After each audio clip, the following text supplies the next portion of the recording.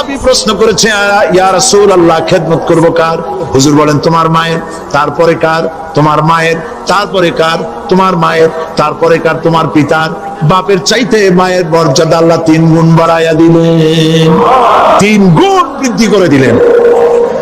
হাদিস শরীফে এসেছে, হযরত আবী হুরায়রা রাদিয়াল্লাহু তাআলা আনহু রাসূলের কাছে এসে রাতের বেলায় কাঁদতেছিলেন। হুজুর প্রশ্ন করলেন, আবু হুরায়রা কাঁদো কেন? হযরত আবু হুরায়রা বলছেন, হুজুর, মা আমাকে মেরেছে। তিনি প্রশ্ন করলেন, আচ্ছা মা তোমারে মারলো কেন? তুমি কি কোনো বেয়াদবি করছো? তিনি বললেন, না। তবে মারলো কেন? হযরত আবু হুরায়রা বলেন, ইয়া রাসূলুল্লাহ, আপনার খেদমত থেকে বাড়ি ফিরতে আমার দেরি হয়ে গিয়েছিল। গভীর রাত্রে যখন বাড়ি গেছি, মা আমাকে প্রশ্ন করলেন, বাবা দেরি হলো কেন, কোথায় ছিলি? তাম পৃথিবীর মানুষ যেই কদম মোবারক চুমু দিতে পারলে ধন্য হয়ে যায়, সেই আখিরি জামানার পয়গম্বর নবী মুহাম্মদ রাসূলুল্লাহ সাল্লাল্লাহু আলাইহি সাল্লামের দরবার থেকে আসতে আমার দেরি হয়ে গেছে। ইয়া রাসূলুল্লাহ, আমার মা আপনার নাম শুনে তার গা জ্বলে উঠলো। তিনি কাফের, মুশরিকা। আপনার নাম শুনে অগ্নি শর্মা হয়ে আমাকে ধরে পিটানো আরম্ভ করলেন আর বললেন, আবু হুরায়রা, হয় মুহাম্মদ সাল্লাল্লাহু আলাইহি ওয়াসাল্লামের বাড়ি ছাড়বি, নইলে আমার বাড়ি ছাড়বি, কি করবি বল? মা খেতে খেতে আমি বললাম, না, তোমার গায়ে যত শক্তি আছে আমারে মারো, তোমার বাড়ি শুদ্ধ, তাম দুনিয়াটা ছেড়ে দিতে পারি, মুহাম্মদ রাসূলুল্লাহর কদম মোবারক ছেড়ে দিতে পারি না।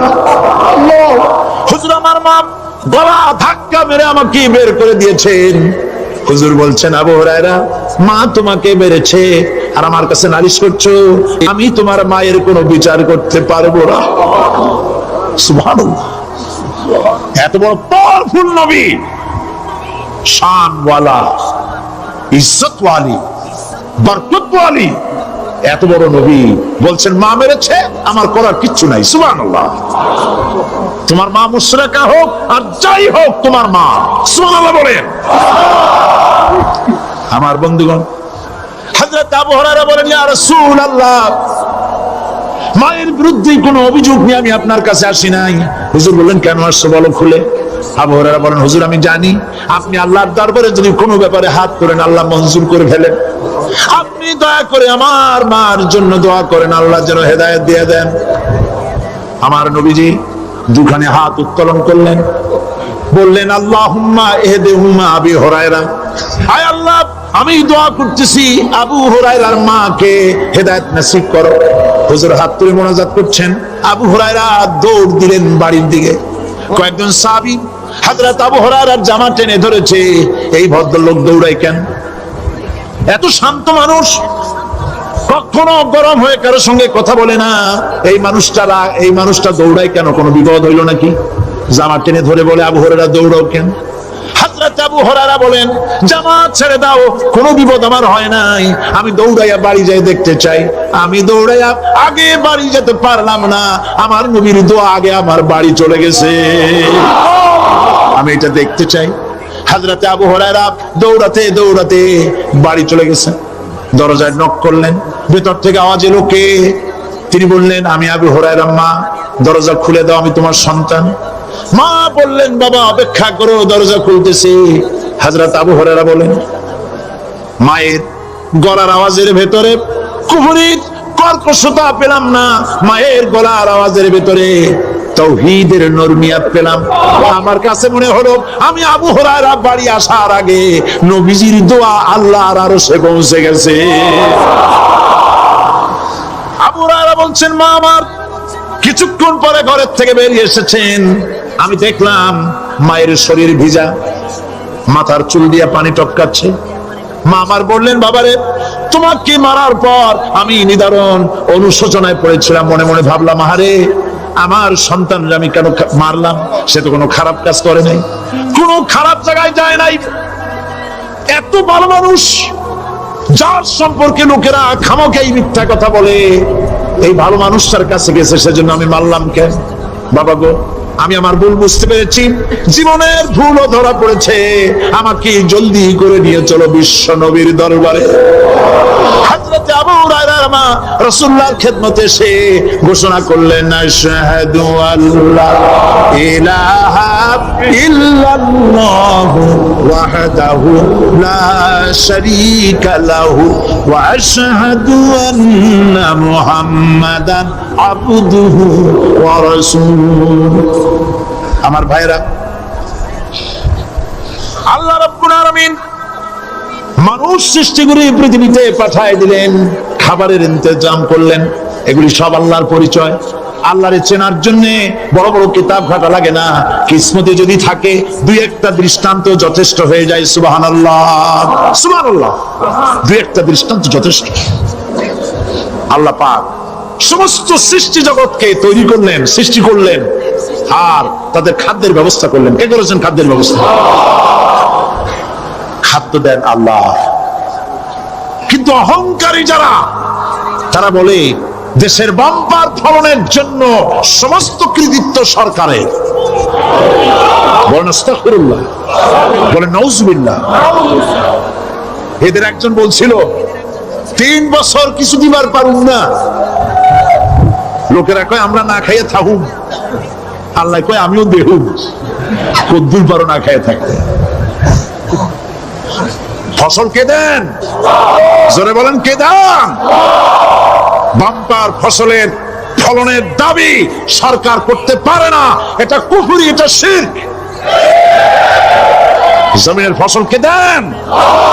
আকাশের বৃষ্টি কার? পানি কার? সার কার? সব আল্লাহ পাক। আল্লাহ পাক কোরআন শরীফে বলেছেন, لئن شكرتم لأزيدنكم ولئن كفرتم إن عذابي لشديد। আমার নিয়ামতের শুকর যদি আদায় করো বাড়ায় দেব, আর যদি কৃতজ্ঞ হও শুকরিয়া আদায় না করো মস্ত বড় শাস্তি দেব। ফসল দেই আমি, আর শুকরিয়া আদায় করো তোমার বাজানে। ঠিক কি না? শুকরিয়া আদায় করে কার? বাজানে। লোকের, একটি মানুষের যেই প্রশংসা এই সরকার করলো, বিগত 4.5 বছর ধরে একটা মানুষের যত জিকির করলো, প্রশংসা করলো, ছবি টানাইলো, যদি এতটা জিকির এতটা স্মরণ আল্লাহ রাব্বুল আলামিনের করত, ওদের জন্য আল্লাহর জান্নাতের দরজা খোলা হয়ে যেত। প্রশংসা করবে কার? চিল্লায় বলুন, আল্লাহ পাকের প্রশংসা করবে। খেতে দেওয়ার মালিক তিনি। আল্লাহ পাক বলছেন, আল্লাহকে, তার পরিচয় আল্লাহ তুলে ধরেছেন, ওয়ামা মিন দাব্বাতিন ফিল আরদি ইল্লা আলাল্লাহি রিজকুহা। এই পৃথিবীর ভিতরে এমন কোন বিচরণশীল জীব নাই যার রিস্কের দায়িত্ব আমি আল্লাহ গ্রহণ করি নাই। সুবহানাল্লাহ বলবেন না? রিস্কের দায়িত্ব কার হাতে? আচ্ছা দেখুন তো, পৃথিবীর সমস্ত সরকারের কাছে বিভিন্ন মন্ত্রণালয় আছে না? খাদ্য মন্ত্রণালয় বলে কোন মন্ত্রণালয় আছে কিনা? আছে। খালি কয় খামু আর খামু। খাদ্য মন্ত্রণালয় আছে, থাকার পরেও মানুষ না খাইয়া মরে। ঠিক কিনা? এবার একটু তাকান তো, জ্ঞানের চক্ষু দিয়া তাকান। ফরেস্ট এরিয়া, বাঘ আছে কিনা? নাই। সিংহ আছে কিনা? গন্ডার আছে কিনা? হাতি আছে কিনা? বিশাল বিশাল প্রাণী আছে কিনা? জঙ্গলে ছোট্ট প্রাণী থেকে, পোকা থেকে শুরু করে গন্ডার পর্যন্ত, টুনটুনি পাখি দিয়ে শুরু করে ঈগল পাখি পর্যন্ত, নদীর ভিতরে ছোট্ট চুনো পুঁটি থেকে শুরু করে তিমি মাছ পর্যন্ত। প্রাণী তত্ত্ববিদরা বলেছেন, সমুদ্রের ভিতরে এমন এমন বড় বড় তিমি আছে যে একটা তিমির ওজন 5000 টন পর্যন্ত হয়ে যায়। 5000 টন তিমিটার ওজন। এর যখন বাচ্চা হয়, তখন বাচ্চার দৈনিক দুধ লাগে 50 থেকে 60 মণ পর্যন্ত। কে ব্যবস্থা করে? রুহান ফেরেশতা। তো ওর মা যেমন বাচ্চা তো সেরকম হবে। ঠিক কিনা? কে দেয় খাবার? এবার দেখেন তো, আপনার দেশের এই জঙ্গলে কত হাতি আছে। হাতিরা মিছিল করে আসছে যে আল্লাহ আমাদের এখন আর খাইতে যেতে দিতে পারে না, বাংলাদেশের গভর্নমেন্ট কিছু দাও আসছে না, খাইয়া ক্ষুধার জ্বালায় হাতি মরেছে, বাঘ মরেছে, সিংহ মরেছে, এর কোন দৃষ্টান্ত আছে? ক্ষুধার জ্বালায় আকাশের উড়ন্ত পাখিরা ছটফট করে মারা গেছে, দৃষ্টান্ত আছে? নদীর মাছেরা ক্ষুধার জ্বালায় ভেসে উঠেছে, না খাইয়া মরে গেছে, দৃষ্টান্ত আছে? মহান আল্লাহ রাব্বুল আলামিন কোরআন শরীফের ভিতরে বলেছেন, অনেক প্রাণী এমন আছে যারা তাদের খাদ্যকে সঞ্চয় করে না, খাদ্যকে জমা করে না, আহরণ করে না। সকাল বেলায় একটা খাবার খেলো, দুপুরে কি খাবে তার জানা নাই। শকুন পৃথিবীর মাঝি থেকে 3 মাইল উপরে ওড়ে, তার চোখকে আল্লাহ পাক এত তীক্ষ্ণ বানিয়ে দিয়েছেন, এই চট্টগ্রামের কোথায় মরা গরু আছে 3 মাইল উপর দিয়ে দেখতে পায়? সুবহানাল্লাহ করতে ইচ্ছে করে না। এই প্রাণীগুলি খাবারগুলি কোন গভর্নমেন্ট জোগাড় করে রাখে নাই, আল্লাহ পাক বলেন সবার খাবার আমি দেই।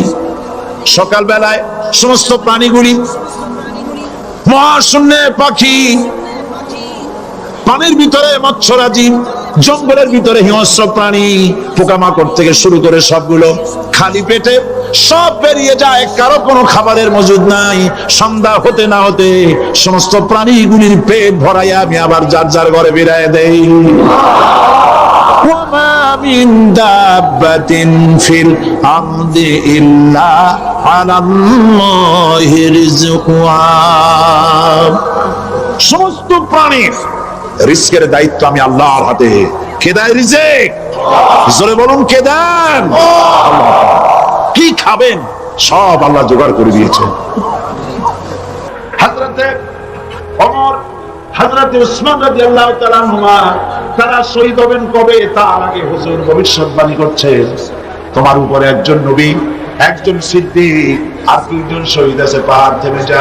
পাহাড় থেমে গেল, নবীজি ইন্তেকাল করেছেন, শহীদ হয়েছেন। এই খবর ছড়িয়ে গেল মদিনায়। মদিনা থেকে একটা মহিলা দৌড়াতে লাগলো, দৌড়াতে দৌড়াতে যখন ওহদের দিকে যাচ্ছে, লোকেরা তাকে জিজ্ঞেস করলো, মেয়ে লোক তুমি যাও কোথায়? বলে ওহ যেতেছি।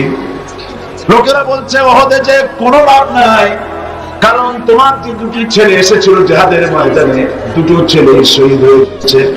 মহিলা বলতেছেন, কে শহীদ হয়েছে শুনতে চাই না, তাড়াতাড়ি করে বলো আল্লাহর নবী কেমন আছেন।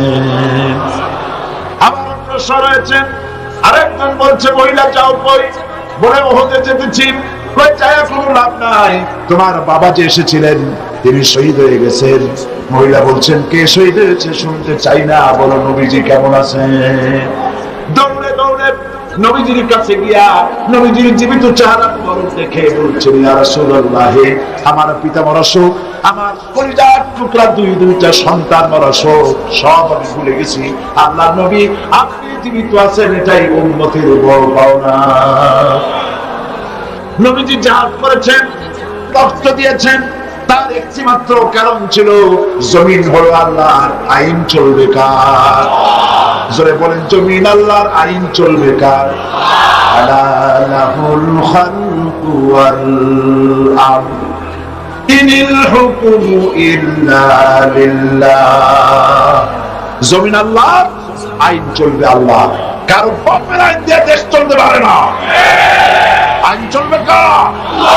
আল্লাহ পাকের আইন দিয়ে দেশ চলবে, এটাই ছিল নবী করিম সাল্লাল্লাহু আলাইহি ওয়াসাল্লামের ইচ্ছা, আল্লাহ পাকের মানসা। সুতরাং ইসলাম হচ্ছে একটি বিপ্লবী মতাদর্শ, যা সমগ্র পৃথিবীর সমাজ ব্যবস্থার আমূল পরিবর্তন করে নিজস্ব আদর্শ দিয়ে ঢেলে সাজাতে চায়। আর মুসলমান হচ্ছে সেই আন্তর্জাতিক বিপ্লবী দল যারা আল্লাহর রং দিয়ে দুনিয়াকে রাঙাতে চায়। আর এই উদ্দেশ্য হাসিলের জন্য ইসলামী দলের বিপ্লবী চেষ্টা সাধন এবং চূড়ান্ত শক্তি প্রয়োগের নামই হচ্ছে জিহাদ। এটার নাম কি? জিহাদ। ইহুদি, খ্রিস্টান, দুনিয়ার বিভিন্ন জাতি, তারা দেশ দখলের জন্য তারা যে লড়াই করে, এই লড়াইয়ের নাম দস্যুতা। এই লড়াইয়ের নাম কি? দস্যুতা। তারা দস্যুবৃত্তি করে দুনিয়ার ছোট ছোট দেশগুলিকে নিজেদের পদার্থ করার জন্য চেষ্টা চালায়। সুতরাং জিহাদের উদ্দেশ্য হবে মানব সমাজে আল্লাহর আইন চালু করা। কার আইন? আল্লাহর আইনকে চালু করা, এটাই হচ্ছে জিহাদের মূল উদ্দেশ্য। আর এই উদ্দেশ্যে যারা লড়াই করে আল্লাহ পাক তাদের উপরে, তাদেরকে ভালোবাসেন, তাদের উপরে আল্লাহ পাক রহমত নাজিল করেন। যারা জিহাদ করে আল্লাহর দ্বীন কায়েমের জন্য, আল্লাহর দ্বীন প্রতিষ্ঠার জন্য, কোরআনের আইন চালু করার জন্য যারা লড়াই করে, তাদের জন্য আল্লাহ পাক রেখেছেন বিরাট নিয়ামত, বিরাট পুরস্কার দুনিয়া এবং আখিরাতে। তবে লড়াই করতে গিয়ে যুদ্ধের ময়দানে শাহাদাতের তামান্না সম্পর্কে রাসূলুল্লাহ বলেছেন, যার ভিতরে শাহাদাতের তামান্না নাই মুনাফিকের মউত হবে। জিহাদের ইচ্ছাও নাই, মুনাফিকের মউত হবে। বলুন নাউযুবিল্লাহি মিন যালিক। এই মুনাফিকের মউত যেন আমাদের না হয়। জিহাদ, আপনারা কি জিহাদকে ভয় পান? রাসূলুল্লাহ বলেছেন,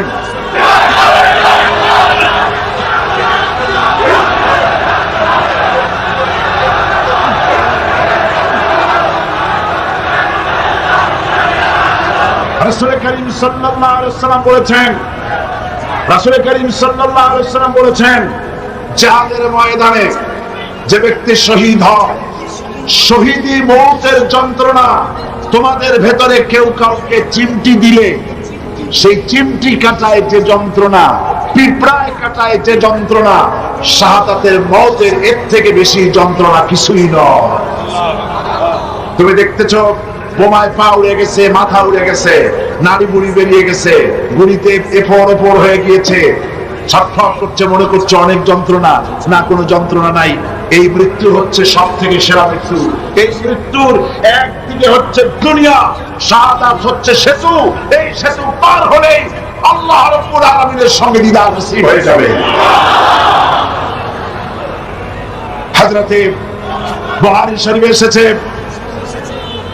বুখারী শরীফে এসেছে, রাসূল করিম সাল্লাল্লাহু আলাইহি ওয়াসাল্লামের হিজরতের পর আব্দুল উজ্জা নামক এক যুবক, 20 বছরের যুবক, এতিম, চাচার কাছে তিনি প্রতিপালিত হচ্ছিলেন।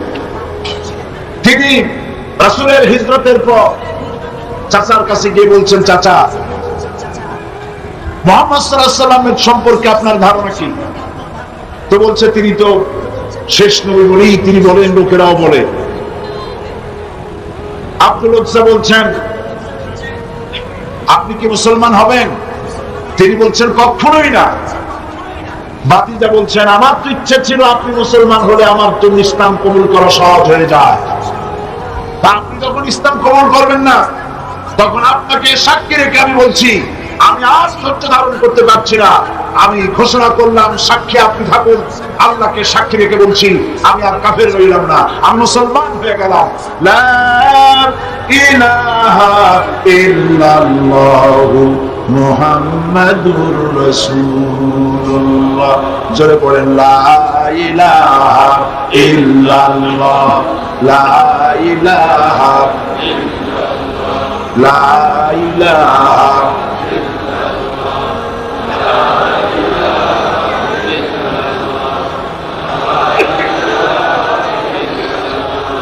লা ইলাহা ইল্লাল্লাহু মুহাম্মাদুর রাসূলুল্লাহ।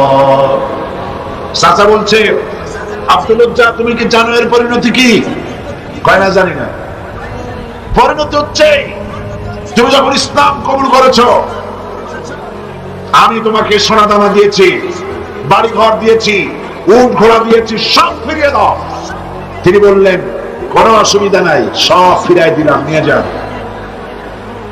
বাপে জিবরিল থেকে ঢুকলেন, সেখানে তিনি বসে আছেন। রাসূল করিম সাল্লাল্লাহু আলাইহি ওয়াসাল্লাম হুজরা শরীফ থেকে বেরিয়ে দেখেন এক যুবক, মাথার চুলগুলো এলোমেলো, চোখ কোটগত, সফরের আসর তার চেহারার মধ্যে, হাঁটু বের করা, মসজিদে নববীতে বসা।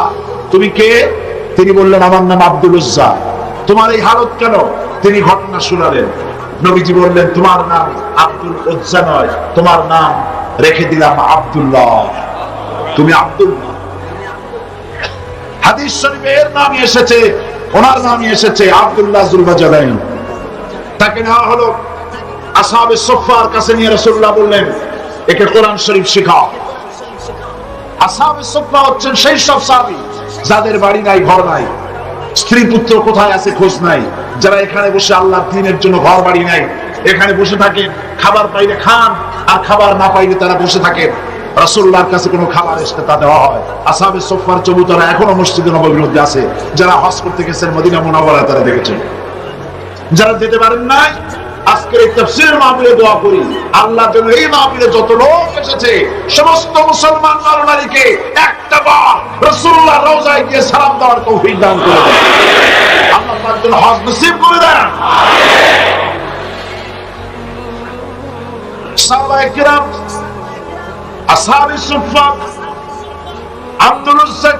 আব্দুল্লাহ কোরআন শরীফ শিখাইছেন, কোরআন শরীফ শেখাচ্ছেন, আর আব্দুল্লাহ জোরে জোরে কোরআন তেলাওয়াত করেন।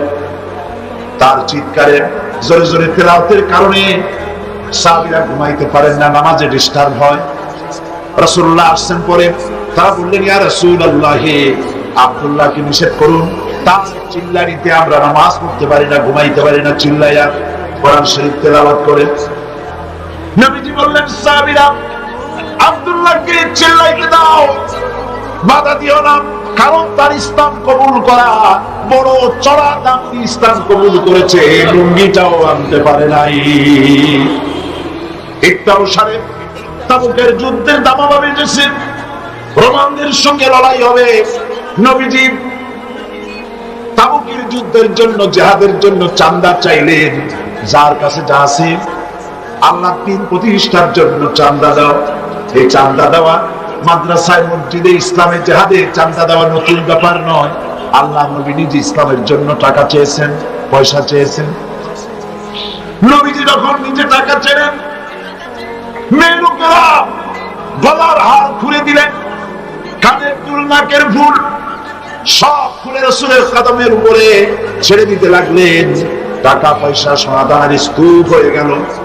হুজুর এদিক ওদিক তাকায় বলেন, সাহাবীরা সবাইকে তো দেখে আমার আবু বকর কোথায়? হযরত আবু বকর একটা খুঁটির আড়ালে দাঁড়ানো ছিলেন। তাকে যখন হুজুর ডাকলেন, সিদ্দিক আকবর রাদিয়াল্লাহু তাআলা আনহু তিনি খামের আড়াল থেকে বেরিয়ে আসলেন, হাতে ছোট্ট একটা থলি। সেই থলিটা হুজুরের হাতে তুলে দিলেন। নবীজি থলির মুখ খুলে ঢাললেন, কয়েক কেজি গম পড়ল আর কয়েকটা দিরহাম। হুজুর হযরত আবু বকরের দিকে তাকায় দেখেন, হযরত আবু বকরের চোখের পানি দাঁড়িয়ে ভিজে ভিজে পড়ছে। নবীজি জিজ্ঞেস করলেন, আবু বকর, আল্লাহ নবী হযরত আবু বকরের এই দৃশ্য দেখে উপস্থিত সাহাবীদেরকে বললেন, ও সাহাবীরা, তোমরা আজকে সবাই মিলে তাবুকের জিহাদের যে চাঁদা দিয়েছো, যে সাহায্য করেছো, তোমাদের সকলের দানের তুলনায় আল্লাহ পাকের কাছে আবু বকরের দানের মর্যাদা বেশি হয়ে গেছে। তারা প্রশ্ন করলেন, তা কেমনে হলো? মনে মনে চিন্তা করলেন। নবীজি তাদের মনের অবস্থা বুঝতে পেরে আল্লাহ পাকের নবী জিজ্ঞেস করলেন, অমুক অমুক সাহাবী, তোমরা কি দিয়েছো আর বাড়িতে কত আছে? সবাই বললেন, এত দিয়েছি, এত আছে। হযরত ওসমান তো বলেছিলেন, আমার জীবনের সঞ্চিত সমস্ত সম্পদের অর্ধেক এনে নবীজির কদমে হাজির করেছি, আর অর্ধেক আমার বাড়ি আছে। প্রত্যেকেই বলেছে, এত দিয়েছি, এত আছে। হযরত আবু বকরকে যখন নবীজি জিজ্ঞেস করলেন, আবু বকর, তুমি কত দিয়েছো আর বাড়িতে কত আছে? হযরত আবু বকর রাদিয়াল্লাহু তাআলা আনহু বলছেন, ইয়া রাসূলুল্লাহ, আল্লাহ রাব্বুল আলামিনের কসম করে বলি, আবু বকরের ঘরে জাগতিক সম্পদ বলতে যা বোঝায় সবটুকু এনে নবীজির কদম মুবারকে হাজির করে দিয়েছি আমার ঘরে। এখন আল্লাহ তার রাসূল ছাড়া কোনো জিনিস বাকি নাই। হযরতে আব্দুল্লাহ এই দানের অবস্থা দেখলেন, নিজে কিছুই দিতে পারেন নাই। যুদ্ধে রওনা করলেন নবীজি 30,000 সৈন্য নিয়ে। আল্লাহ নবী রওনা করেছেন তাবুকের দিকে, আর কাফের রোমান সৈন্যরা এসেছে 2 লাখ। তারা কয় লাখ? 2 লাখের প্রস্তুতি। আর রাসূল নিলে 30,000। সেনাপতি কে? মুসলমান। যারা বড় ধর্ম আর রাজনীতি আলাদা, ঈমান নষ্ট হয়ে যাবে। রাসূলুল্লাহ সেনাপতি। কিছুদূর অগ্রসর হওয়ার পর হযরত আব্দুল্লাহ জুলবাজার নবীজির কাছে এসে বলছেন, ইয়া রাসূলুল্লাহ, এই তাবুকের জিহাদের জন্য আপনার সকল সাহাবী, পুরুষ মেয়ে লোক সবাই মিলে সাহায্য করলো, কিন্তু আমার ভাগ্য খারাপ, কিছুই দিতে পারলাম না, আমার তো কিছু নাই। তবে হুজুর আমি আপনার কাছে দোয়া চাই, আপনি আমার জন্য দোয়া করেন, আজকের এই জিহাদের ময়দানে আমি যেন আমার জীবনটা দিয়ে দিতে পারি। নবীজি বললেন, আব্দুল্লাহ একটা ডাল থেকে একটা ডাল, একটা বাকল, একটা গাছের ছাল নিয়ে আসো। আব্দুল্লাহ গাছের একটা ছাল নিয়ে আসলেন। হুজুর বুখারী শরীফের হাদিসে এসেছে, নবীজি ওই ছালটা নিয়ে হযরত আব্দুল্লাহর হাতে বেঁধে দিয়া বললেন, আল্লাহ আমি আব্দুল্লাহর রক্ত কাফেরদের জন্য হারাম বানাইয়া দিলাম। হযরত আব্দুল্লাহ ডুকরে কেঁদে উঠলেন, বললেন, ইয়া রাসূলুল্লাহ আমি চাইলাম জীবন দিতে, আর আপনি আমার রক্ত কাফেরদের জন্য হারাম করে দিলেন। নবীজি বললেন, আব্দুল্লাহ এরপরে যদি তোমার বউ বিছানার উপরে হয়, তাবুর মধ্যে জ্বরেও যদি তোমার মওত হয়, আল্লাহ রাব্বুল আলামিন শাহাদাতের দরজা তোমারে দিয়ে দিবে। নবীজি তাবুকের মাঠে এলেন। কাফের বেঈমানেরা রাসূলুল্লাহ ৩০,০০০ সৈন্য নিয়ে আসছেন, এটা শুনে ২ লাখ ময়দান থেকে ভেগে গেছে। যাদের সব যুদ্ধের সাহস আর হয়নি, রাসূলুল্লাহ ৩০,০০০ নিয়ে আসছে, ২ লাখ শেষ। হুজুর সেখানে আরাম ফরমালেন। কয়েকদিন পর নবীজির কাছে খবর এলো, ইয়া রাসূলুল্লাহ আব্দুল্লাহ আজকে কদিন জ্বরে ভুগে তাবুর মধ্যে ইন্তেকাল করেছে। নবীজি বললেন, জানাজার ব্যবস্থা করো, গোসলের ব্যবস্থা করো, কাফনের ব্যবস্থা করো। কাফন গোসলের ব্যবস্থা হলো, জানাজার ব্যবস্থা হলো। নবীজি জানাজা পড়ালেন, আর এরপরে কবরের ভিতরে একজন নামলেন, পাশে একজন আলো ধরে দাঁড়িয়ে থাকলেন। কোন হ্যাসাক লাইট নাই, বৈদ্যুতিক লাইট নাই, কোন রকম করে একটা চেরাগ টিনটিন করে জ্বলছে, গভীর রাত। কবরের ভিতরে একজন নেমেছেন, একজন একটা আলো ধরে দাঁড়িয়ে আছেন, আর 2 জনের লাশ বহন করে। আমার বন্ধুগণ, রাসূল পাক সাল্লাল্লাহু আলাইহি ওয়াসাল্লাম জিহাদের ময়দানে সাহাবায়ে কেরামদেরকে প্রস্তুত করছেন জিহাদের জন্য। সাহাবীরা তৈরি হয়েছেন, লড়াই হবে মুতার প্রান্তরে। ৩,০০০ সাহাবীকে রাসূল রিক্রুট করলেন। ১ লক্ষ রোমান সৈন্য, তদানীন্তন পৃথিবীর সুপার পাওয়ার, সজ্জিত অস্ত্র সজ্জে সজ্জিত বাহিনী চলে এসেছে তারা মুতার প্রান্তরে। রাসূল ৩,০০০ তৈরি করলো, ওদিকে ১ লাখ আর এদিকে কয় হাজার। হুজুর নিজে এই জিহাদে যাননি।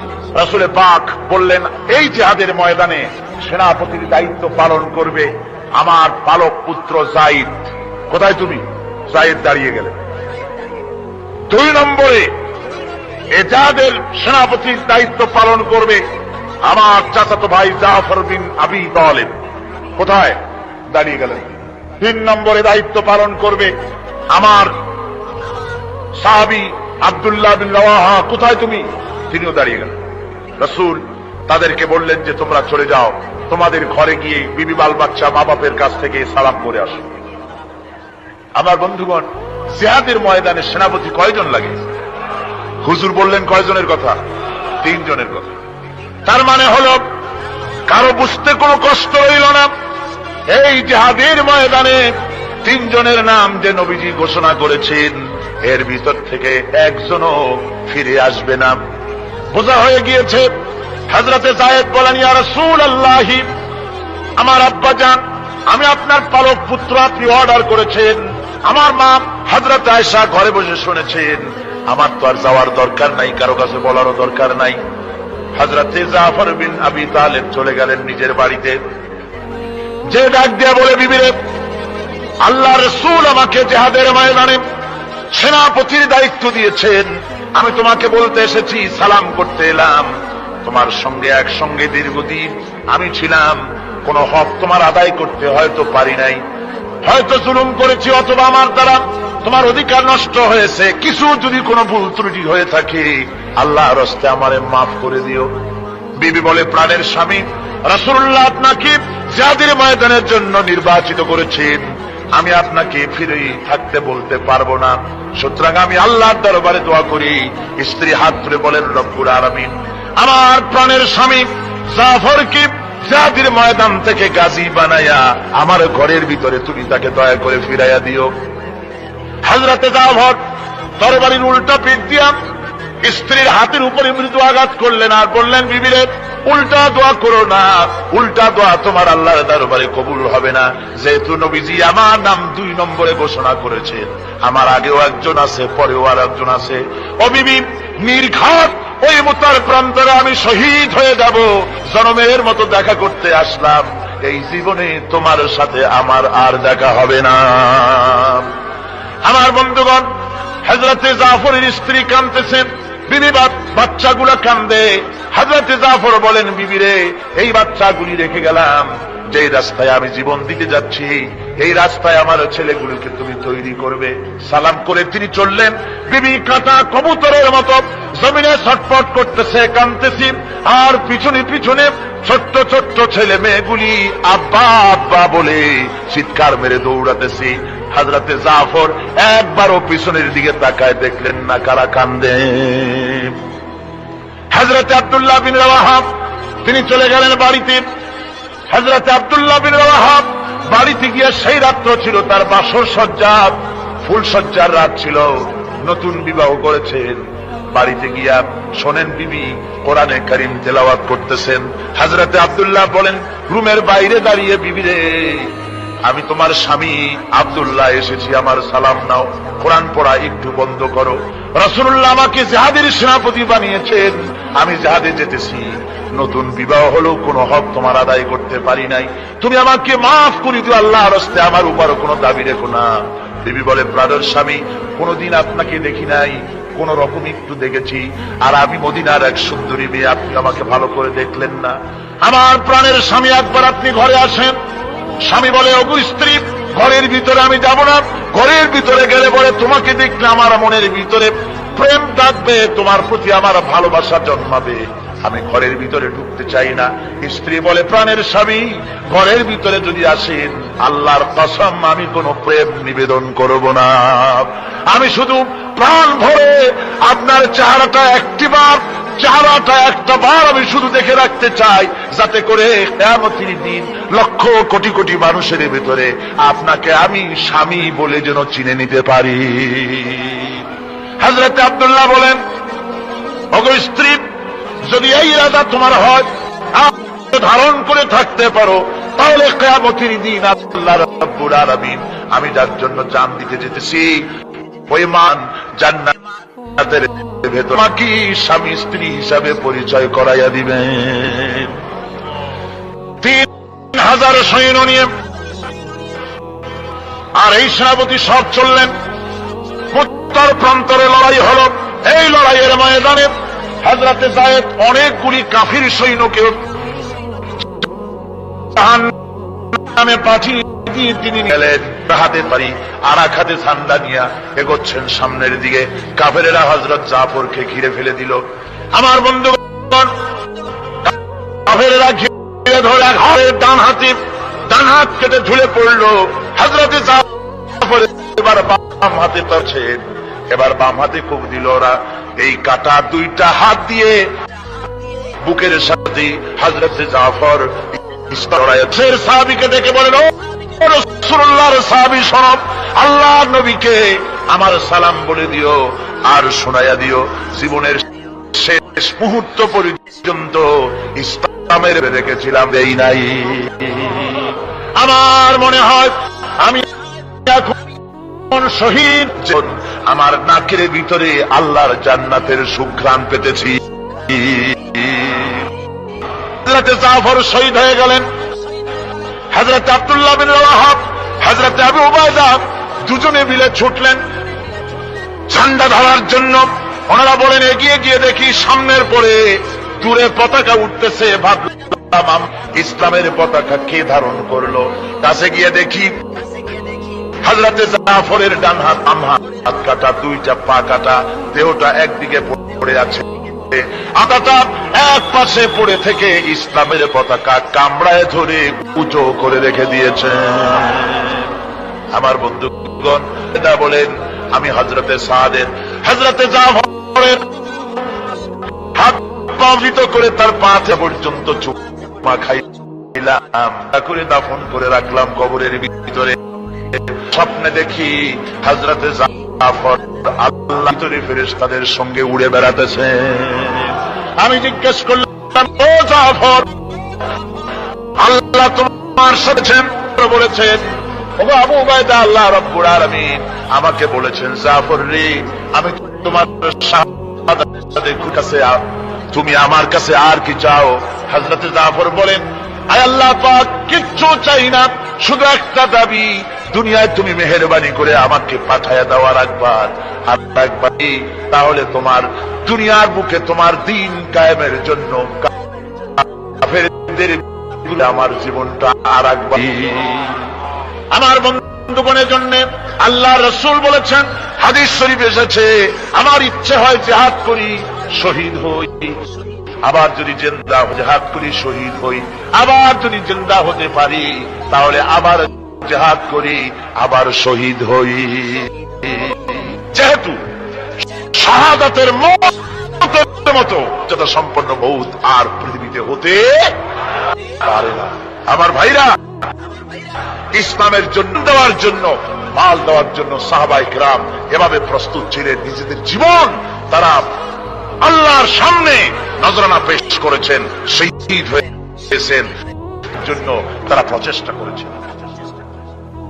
আল্লাহর পথে যারা জিহাদ করার সিদ্ধান্ত নেন, মহান আল্লাহ সাহায্য করেন। যুগে যুগে আমরা এর প্রমাণ পেয়েছি, তাই মুসলমানরা কাফেরদের উপর বরাবর বিজয়ী হয়েছে। এই ইসলামকে প্রতিষ্ঠিত করার জন্য প্রয়োজন রয়েছে জিহাদের। কিসের প্রয়োজন? কিসের জিহাদের প্রয়োজন? এই জিহাদ করতে কি আপনারা তৈরি আছেন? জিহাদের জন্য তৈরি আছে? সেই জিহাদ কিন্তু সেই জিহাদ মানে কি? সেই জিহাদের আবার অপব্যাখ্যা করা হয়েছে। জিহাদের অপব্যাখ্যা করা হয়েছে এইভাবে যে, ওয়ালাকিন কলমদার কাফে দুশমনাস, দুশমনের হাতে কলম খুশি আমাদের ইতিহাসকে চিত্রিত করেছে। তারা বলেছে ইসলামের তরবারি আর রক্তের গন্ধ আসে, কিন্তু আসলে জিহাদের অর্থ তো তরবারির যুদ্ধ নয়। জিহাদের অর্থ হচ্ছে যে কোনো উদ্দেশ্যকে সফলতায় বসিত করার দোকান। ওই প্রচেষ্টার আরবি নাম হচ্ছে, তার আরবি হচ্ছে হার্ব। যুদ্ধের আরবি কি? হার্ব। ওয়ার, আরবিতে হার্ব। আর জিহাদ যেটাকে বলা হয়েছে ওটা হচ্ছে যে কোন উদ্দেশ্যে পৌঁছবার জন্য যে চেষ্টা, ওই চেষ্টার নাম জিহাদ। তবে এই চেষ্টা করতে গিয়ে যখন বাধা আসে সশস্ত্র, ওই সশস্ত্র বাধার মোকাবেলা সশস্ত্র ভাবে করা যেটা, ওইটা হচ্ছে জিহাদের চূড়ান্ত রূপ। কথা বুঝে আসছে? ইসলাম প্রথমে কাউকে আক্রমণ করে না, ইসলাম প্রথমে কাউকে আক্রমণ করে না, আক্রান্ত হলে পরে তারপরে এর জবাব দেয়। ঠিক কিনা? দেখেন না, হযরত আলী রাদিয়াল্লাহু তাআলা আনহু ওই যে খায়বারের যুদ্ধে, সেইখানে কেউ খায়বারের এই দুর্গ মুসলমানদের হাতে আসে না, প্রতিদিন যুদ্ধ হচ্ছে, অথচ যুদ্ধে কোনো ফলাফল দেখা যাচ্ছে না। ফজরের নামাজ, এশার নামাজের পর হুজুর বলছেন, ও সাহাবীরা, আগামীকাল আমি এমন এক ব্যক্তির হাতে ইসলামের ঝান্ডা তুলে দেব যাকে আল্লাহ এবং আল্লাহ রসুল বেশি ভালোবাসেন, এবং তিনিও আল্লাহ এবং আল্লাহ রসুলকে বেশি ভালোবাসেন, আর তার হাতেই বিজয় হবে। হযরত ওমর রাদিয়াল্লাহু তাআলা আনহু বলেন, আমার এরকম পেরেশানির রাত জীবনে আর কখনো গেছে কিনা জানি না, আমি সারা রাত পেরেশান ছিলাম যে ওই ব্যক্তিকে আমি হতে পারবো। ফজরের নামাজের পর আল্লাহর নবী বলছেন, সাহাবীরা, আমার আলী কোথায়, তাকে দেখছি না কেন? সবাই বলছেন, হুজুর, হযরত আলীর চোখ উঠেছে, তাই নামাজের জামাতে শরীক হতে পারেন না। হুজুর বলেন, তাকে নিয়ে আসুন। দুজন সাহাবীর কাঁধের উপরে ভর করে হযরত আলী এলেন। হুজুর সাল্লাল্লাহু আলাইহি ওয়াসাল্লাম তার মুখের থুতু মোবারক নিয়ে হযরত আলীর চোখে লাগিয়ে দিলেন, সাথে সাথে আগের থেকেও ভালো দৃষ্টিশক্তি সম্পন্ন হয়ে গেলেন। সুবহানাল্লাহ। তো এখানে রাসূল পাক সাল্লাল্লাহু আলাইহি ওয়াসাল্লাম তিনি হযরত আলীর হাতে তরবারি উঠায় দিলেন। জুলফিকার বললেন, আলী, তুমি যাও, আজকের ময়দানে সেনাপতির দায়িত্ব পালন করো। হযরত আলী তরবারি হাতে নিলেন। ইসলাম আক্রমণকারী যে না, সে কথা বলতে আমি এই কথা নিয়ে আসছি। হযরত আলী গেলেন, যায়া মুরাহহাবের সামনে পড়েছেন। মুরাহহাব হলো, হাদিসে এসেছে, মুরাহহাব হচ্ছে কাফেরদের নেতৃত্ব দিচ্ছে। মুরাহহাব বলছে, আলী, তোমাকে আমি কিন্তু ভালোবাসি, তুমি আসলে কেন? তোমার প্রতি আমার একটা সফট কর্নার আছে আমার অন্তঃকরণে। তুমি তোমার ছেলে মেয়েকে কি এতিম বানাতে চাও? তোমার বউকে কি বিধবা করতে চাও? আমি তো সেই বীর যে আমার সামনে এসে কেউ কল্লা সাথে নিয়ে যেতে পারে নাই। সুতরাং তুমি যদি ওদেরকে এতিম আর বিধবা করতে না চাও, আমার সামনে থেকে সরে যাও। হযরত আলী বলেন, মুরাহাব, তুমি কাকে ভয় দেখাতেছ? তোমার তরবারি এই সমাজের কিছু কাফেরেরা ভয় করতে পারে, তুমি কি আমারে চেনো নাকি? তুমি কারে ভয় দেখাও? তাম পৃথিবীর সমস্ত কাফেরদের উপরে আল্লাহ রাব্বুল আলামিন আমাকে বাগ বানায় পাঠিয়েছে। তরবারি দিয়ে প্রমাণ হবে। মুনাফিক বলে, তুমি আঘাত করো। কয় না, আক্রমণ তো করবো না আমি, আগে তুমি করো, আমি প্রতিহত করব। আক্রান্ত হলে পরে তারপরেই জবাব দেব। এরপরে মুরাহাব আঘাত হানতে লাগলো। হযরত আলী সমস্ত রণকৌশল দিয়ে আঘাতগুলি তিনি ফিরিয়ে দিতে লাগলেন। এরপরে হযরতে আলী বলছেন, মুরাহাব এবার তৈরি হও আমার আঘাত সহ্য করার জন্য। হযরত আলী জুলফিকার তুলে আঘাত করলেন। এক আঘাতেই দেখা গেল মুরাহাবের মাথা থেকে শুরু করে শরীর টুকরা হয়ে গিয়া হযরত আলীর তরবারির মুঠা পর্যন্ত মাটির ভিতরে গেড়ে গিয়েছে। খায়বারের দুর্গ দখল হয়ে গেল। পরের দিন আল্লাহর নবী বলেন, আলী, শুনতে পেলাম তোমার ঢাল ভেঙে গিয়েছিল, তারপরে তুমি যুদ্ধ করলে কি দিয়ে? হযরত আলী বলেন, হুজুর, কামুজ দুর্গের ওই কবাতটা, লোহার কবাতটা বাম হাতে নিয়া আর ডান হাতে তরবারি নিয়ে লড়াই করেছি। হুজুর বলেন, কি করে মানুষ কেমনে এত বড় দুর্গের লোহার কপাট হাতে নিয়ে যুদ্ধ করে? একটু দেখাও তো দেখি। হযরত আলী গতকালকের মতো বাম হাত দিয়া ধরেছেন, নাড়াতে পারেন না। এবার ডান হাত দিয়া ধরেছেন, নাড়াতে পারেন না। ডান আর বাম দুই হাত দিয়া সমস্ত শক্তি দিয়ে এমন জোরে টান মেরেছেন, প্রতিটি লোমকূপের গোড়া থেকে ঘাম বেরিয়ে এসেছে, এক চুলো নড়াতে পারেন নাই। হযরত আলীর মুখখানা মলিন হয়ে গেছে লজ্জায়। হযরত আলী রাদিয়াল্লাহু তাআলা আনহু লজ্জা পেয়ে গেছেন। রাসূল পাক সাল্লাল্লাহু আলাইহি ওয়াসাল্লাম বলেন, আলী, লজ্জা পাওয়ার কোনো কারণ নাই, চিন্তা করার কোনো কারণ নাই। তোমার নিজস্ব শক্তি দিয়ে তুমি লড়াই করতে পারো নাই। এত বড় লোহার দরজা নিয়ে, খবর নিয়ে মানুষ এভাবে লড়াই করতে পারে না। আল্লাহ তার দ্বীনকে বিজয়ী করার জন্য তোমার ভিতরে আল্লাহ রাব্বুল আলামিন ক্ষমতা দিয়েছিলেন। জোরে বলেন সুবহানাল্লাহ। আল্লাহ রাব্বুল আলামিন এই জিহাদের ময়দানে যখন মানুষ আসে, আল্লাহ তাদের উপরে মদদ দান করেন।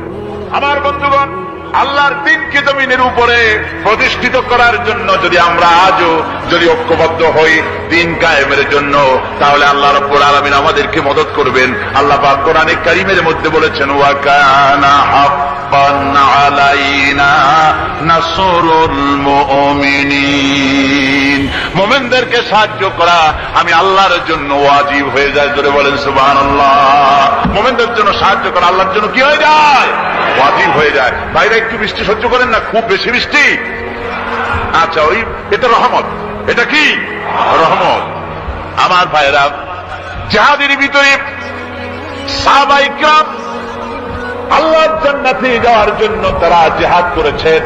তারা দেশ দখলের জন্য জিহাদ করেন নাই, দিন প্রতিষ্ঠার জন্য লড়াই করা ফরজ। দিন প্রতিষ্ঠার জন্য লড়াই করা কি? যেরকম কি? আর এই ফরজ দায়িত্ব পালন করতে গিয়ে যদি কেউ মারা যায়, তাহলে কোথায় যাবে? ওই শাহাদাতের মওত হচ্ছে একটা সেতু বা একটা ব্রিজ, একটা সাঁকো। এপারে দুনিয়া, ওপারে আল্লাহর জান্নাতুল ফেরদাউস। জোরে বলেন সুবহানাল্লাহ। এই জন্য হযরত ওমর ফারুক রাদিয়াল্লাহু তাআলা সব সময় দোয়া করতেন, আল্লাহুম্মা রযুকনি শাহাদাতান ফি সাবিলিক ওয়াজআল মাউতি ফি বালাদ রাসূলিক। আল্লাহ রাব্বুল আলামিন, আমাকে রাসূলের শহরে মওত দাও, আর আমাকে তোমার দ্বীনের রাস্তায় শাহাদাত মঞ্জুর করো। জোরে বলেন আমিন। এটা আমাদের দোয়া, আমারও দোয়া, আমার সারা জীবনের স্বপ্ন, সারা জীবনের স্বাদ, আল্লাহ যেন শাহাদাতের মওত নসিব করে দেন। জোরে বলেন আমিন। এর থেকে উন্নত মানের মওত আর নাই। ওই প্যারালাইসিস হয়ে বিছানায় পড়ে তড়পায় মরার কোন দাম নাই। দুনিয়ার বুকে বিড়ালের জিন্দিগি বছর করার 500 বছর বেঁচে থাকার দাম নাই। সিংহের মতো 1 সেকেন্ড বেঁচে থাকার দাম আছে, ঠিক কিনা? আর মওত, প্লীহা, যকৃত, typhoid, paralysis, diabetes, heart attack, kidney পচে যাওয়া, হাবিজাবি মওতের চাইতে আল্লাহ রাস্তায় জিহাদ করে শাহাদাতের মওত সর্বশ্রেষ্ঠ মওত। জোরে বলেন সুবহানাল্লাহ। আমার ভাইরা, রাসূল পাক সাল্লাল্লাহু আলাইহি ওয়াসাল্লাম তিনি মদিনা মুনাওয়ারায় এসে প্রথম যে জিহাদের সম্মুখীন হলেন, ওইটার নাম কি? কোন জিহাদ? বদর। কোন জেহাদ? বদরের জেহাদ। সেই বদরের মাঠে জেহাদের জন্য রাসূল সাহাবীদেরকে তৈরি করতেছেন। তো আপনারা চিন্তা করেন বিষয়টা, জেহাদ করতে হবে, এই বদরের সাহাবীরা জেহাদ করবে কাদের বিরুদ্ধে? নিজের বাপের বিরুদ্ধে। রাসূল পাক খুব চিন্তিত হলেন যে সাহাবীদেরকে কিভাবে উদ্বুদ্ধ করা যায়। হুজুর জেহাদের কথাই বলতেছেন যে এখন বদরে আমাদের টিকে থাকার প্রশ্ন, এইটা মুসলমানদের টিকে থাকার প্রশ্ন, বদরের যুদ্ধ, বদরের এই জেহাদটা। হুজুর যখন এগুলি বলতেছেন, হযরত মিকদাদ রাদিয়াল্লাহু তাআলা আনহু রাসূলের একজন জলিলুল কদর সাহাবী, তিনি দাঁড়িয়ে বলছেন, হে আল্লাহর রাসূল, কেন আপনি চিন্তা করছেন? ইমজি বিনা ইয়া রাসূলুল্লাহ হাইসুমা তাশা। হে আল্লাহর রাসূল, আপনি আমাদেরকে নিয়ে চলুন যেদিকে আপনার খুশি। হাইসুমা আমারাকাল্লাহ, যেদিকে আল্লাহ আপনাকে নির্দেশ করেন সেদিকে আমাদের নিয়ে আপনি সেদিকেই চলুন। ইন্না লা নাকুলু লাকা কামা ক্বালা বনু ইসরাঈল লিমূসা আলাইহিস সালাম ইযহাব আনতা ওয়া রাব্বুকা ফাকাতিলা ইন্না হাহুনা কায়িদুন। বুখারী শরীফের হাদিস। হযরত মিকদাদ রাদিয়াল্লাহু তাআলা আনহু বলছেন, হে আল্লাহর রাসূল, আপনি আমাদের নিয়ে চলুন, আল্লাহ যেদিকে আপনাকে আমাদের নিয়ে যেতে বলেন সেই দিকে নিয়ে যান। আমরা মুসা আলাইহিস সালামের উম্মতের মতো বলবো না যে হে মুসা আপনি আর আপনার আল্লাহ দুজন গিয়া যুদ্ধ করেন, আমরা এখানে বসে থাকি, এমন কথা আমরা বলবো না। বাল ইযহাব আনতা ওয়া রাব্বুকা ফাকাতিলা ইন্না মাকুমা মুকাতিলুন। ও নবী, বরং আমরা বলবো আপনি চলুন আমাদের নিয়ে, আপনি এবং আপনার আল্লাহ চলুন জিহাদের ময়দানে, আমরা আপনার সঙ্গে জিহাদ করব, লড়াই করব সেই পর্যন্ত। মাদামাত মিন্না মাদামাত আইনুম মিন্না তাতাররাফ, যতক্ষণ পর্যন্ত আমাদের একটা চক্ষুর পলক পড়ে, যতক্ষণ পর্যন্ত একটা চোখের পাতা নড়ে, ততক্ষণ পর্যন্ত আমরা কাফেরদের বিরুদ্ধে লড়ব। সুবহানাল্লাহ ওয়া বিহামদিহি, যতক্ষণ চোখের পাতা নড়ে ততক্ষণ পর্যন্ত লড়ব, নিয়ে চলুন আমাদেরকে। হুজুর খুব খুশি হলেন। আরে রাসূল পাক সাল্লাল্লাহু আলাইহি ওয়াসাল্লাম দারুণ ভাবে খুশি হয়ে গেলেন। হুজুর বললেন, ও সাহাবীরা, তোমাদের মানসিক অবস্থা যখন এই, কুমু বিনা ইলা জান্নাতিন, চলো আমার সাথে বেহেশতের দিকে। সুবহানাল্লাহ, সবাই বলেন সুবহানাল্লাহ। কুমু বিনা ইলা জান্নাতিন আরদুহা কারদিস সামাওয়াতি ওয়াল আরদ, সেই বেহেশতের দিকে চলো যে বেহেশতের বিশালতা প্রশস্ততা এই পৃথিবী এবং আকাশের চাইতে অনেক বড়, সেই বেহেশতের দিকে চলো। ফাকামা উমাইর বিন হামাম ওয়া কানা ইয়াকুলু তামাম, হযরত উমাইর বিন হামাম এক যুবক, তিনি দাঁড়িয়ে গেলেন।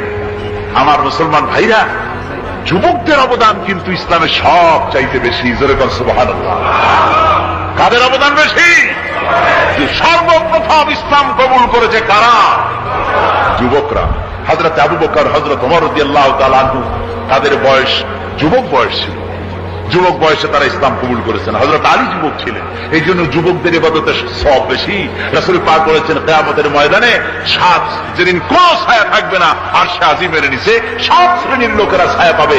তার মধ্যে এক শ্রেণী হচ্ছে ওয়াশাবুন নাশাত ইবাদাতিল্লাহ, ওই যুবকেরা যারা নাকি রাত গুজরান করে, রাত কাটায় আল্লাহর ইবাদতে, রাত জাগে আল্লাহর ইবাদত করে। জোরে বল সুবহানাল্লাহ। বুড়োদের 100 বার আল্লাহ বলা আর এক যুবকের একবার আল্লাহ বলা, বৃদ্ধের সারা সপ্তাহ তাহাজ্জুদ পড়া আর যুবকের এক রাতের তাহাজ্জুদ পড়া মনে হয় তার থেকেও বেশি। কল সুবহানাল্লাহ। তাই বলে বৃদ্ধ যারা, তারা কিন্তু হতাশ হবেন না, ওই যৌবনকাল আপনিও পেরিয়ে এসছেন, ঠিক না? সুতরাং যুবকদের অবদান বেশি। হযরত উমাইর বিন হামাম রাদিয়াল্লাহু তাআলা আনহু, তিনি দাঁড়িয়ে গেলেন, তার হাতে ছিল ওয়া কানা ইয়াকুলু তামার, তিনি খোরমা খাচ্ছিলেন, হাতে ছিল কয়েকটা খোরমা। তিনি খোরমাগুলি হাতে নিয়ে দাঁড়িয়ে বলছেন ওয়া ক্বালা বাখবাখ, তিনি বলছেন, বাখবাখ শব্দ এটা হচ্ছে লোকাল মহাল্লিয়া, অর্থাৎ আঞ্চলিক শব্দ। এর অর্থ হচ্ছে মা আযামাহু ওয়া মা আহসানাহু। কি আশ্চর্য, কি সুন্দর, কি বিরাট, কি সুন্দর কথা আপনি বললেন হে রাসূল। জান্নাতুন আরদুহা কারদিস সামাওয়াতি ওয়াল আরদ, এমন বেশ তো পাওয়া যাবে জিহাদ করলে যে বেহেশতের বিশালতা প্রশস্ততা এই বিশাল আকাশের চাইতে, জমিনের চাইতে বেশি। ওয়াল্লাহি লাউ কুনতু হাইয়ান হাত্তা আকুলাহুন্না, আমি যদি, ওয়াল্লাহি আল্লাহর কসম, আমি যদি এই খোরমাগুলো যদি খাইতে থাকি ইন্নাহা লা হায়াতুন তাবিলা, তাহলে তো এটা অনেক লম্বা হায়াত লাগবে। এই খোরমাগুলি খাইতে অনেক সময় লাগবে, বেহেশতে যাইতে দেরি হয়ে যাবে। সুতরাং এই খোরমা তো আর খাওয়া যাবে না। ফারমাবিহিন না, হাতের খোরমাগুলি সব ফেলে দিয়ে জিহাদের ময়দানে লাফায় পড়লেন। অনেকগুলি কাফেরকে জাহান্নামের ঘাটে উতরায় দিয়া হযরত ওমর নিজেও শাহাদাত বরণ করলেন। জিহাদের শেষে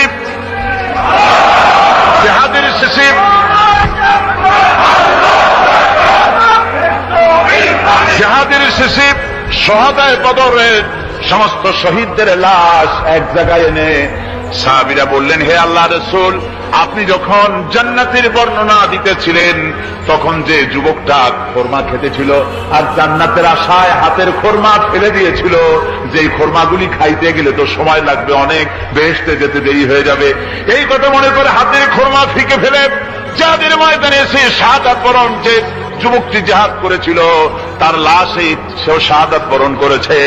রাসূল পাক হযরত ওমরের চেহারার দিকে লক্ষ্য করে তার দিকে অঙ্গুলি সংকেত করে হুজুর বলছেন, ইন্নাকা মিন আহলিহা।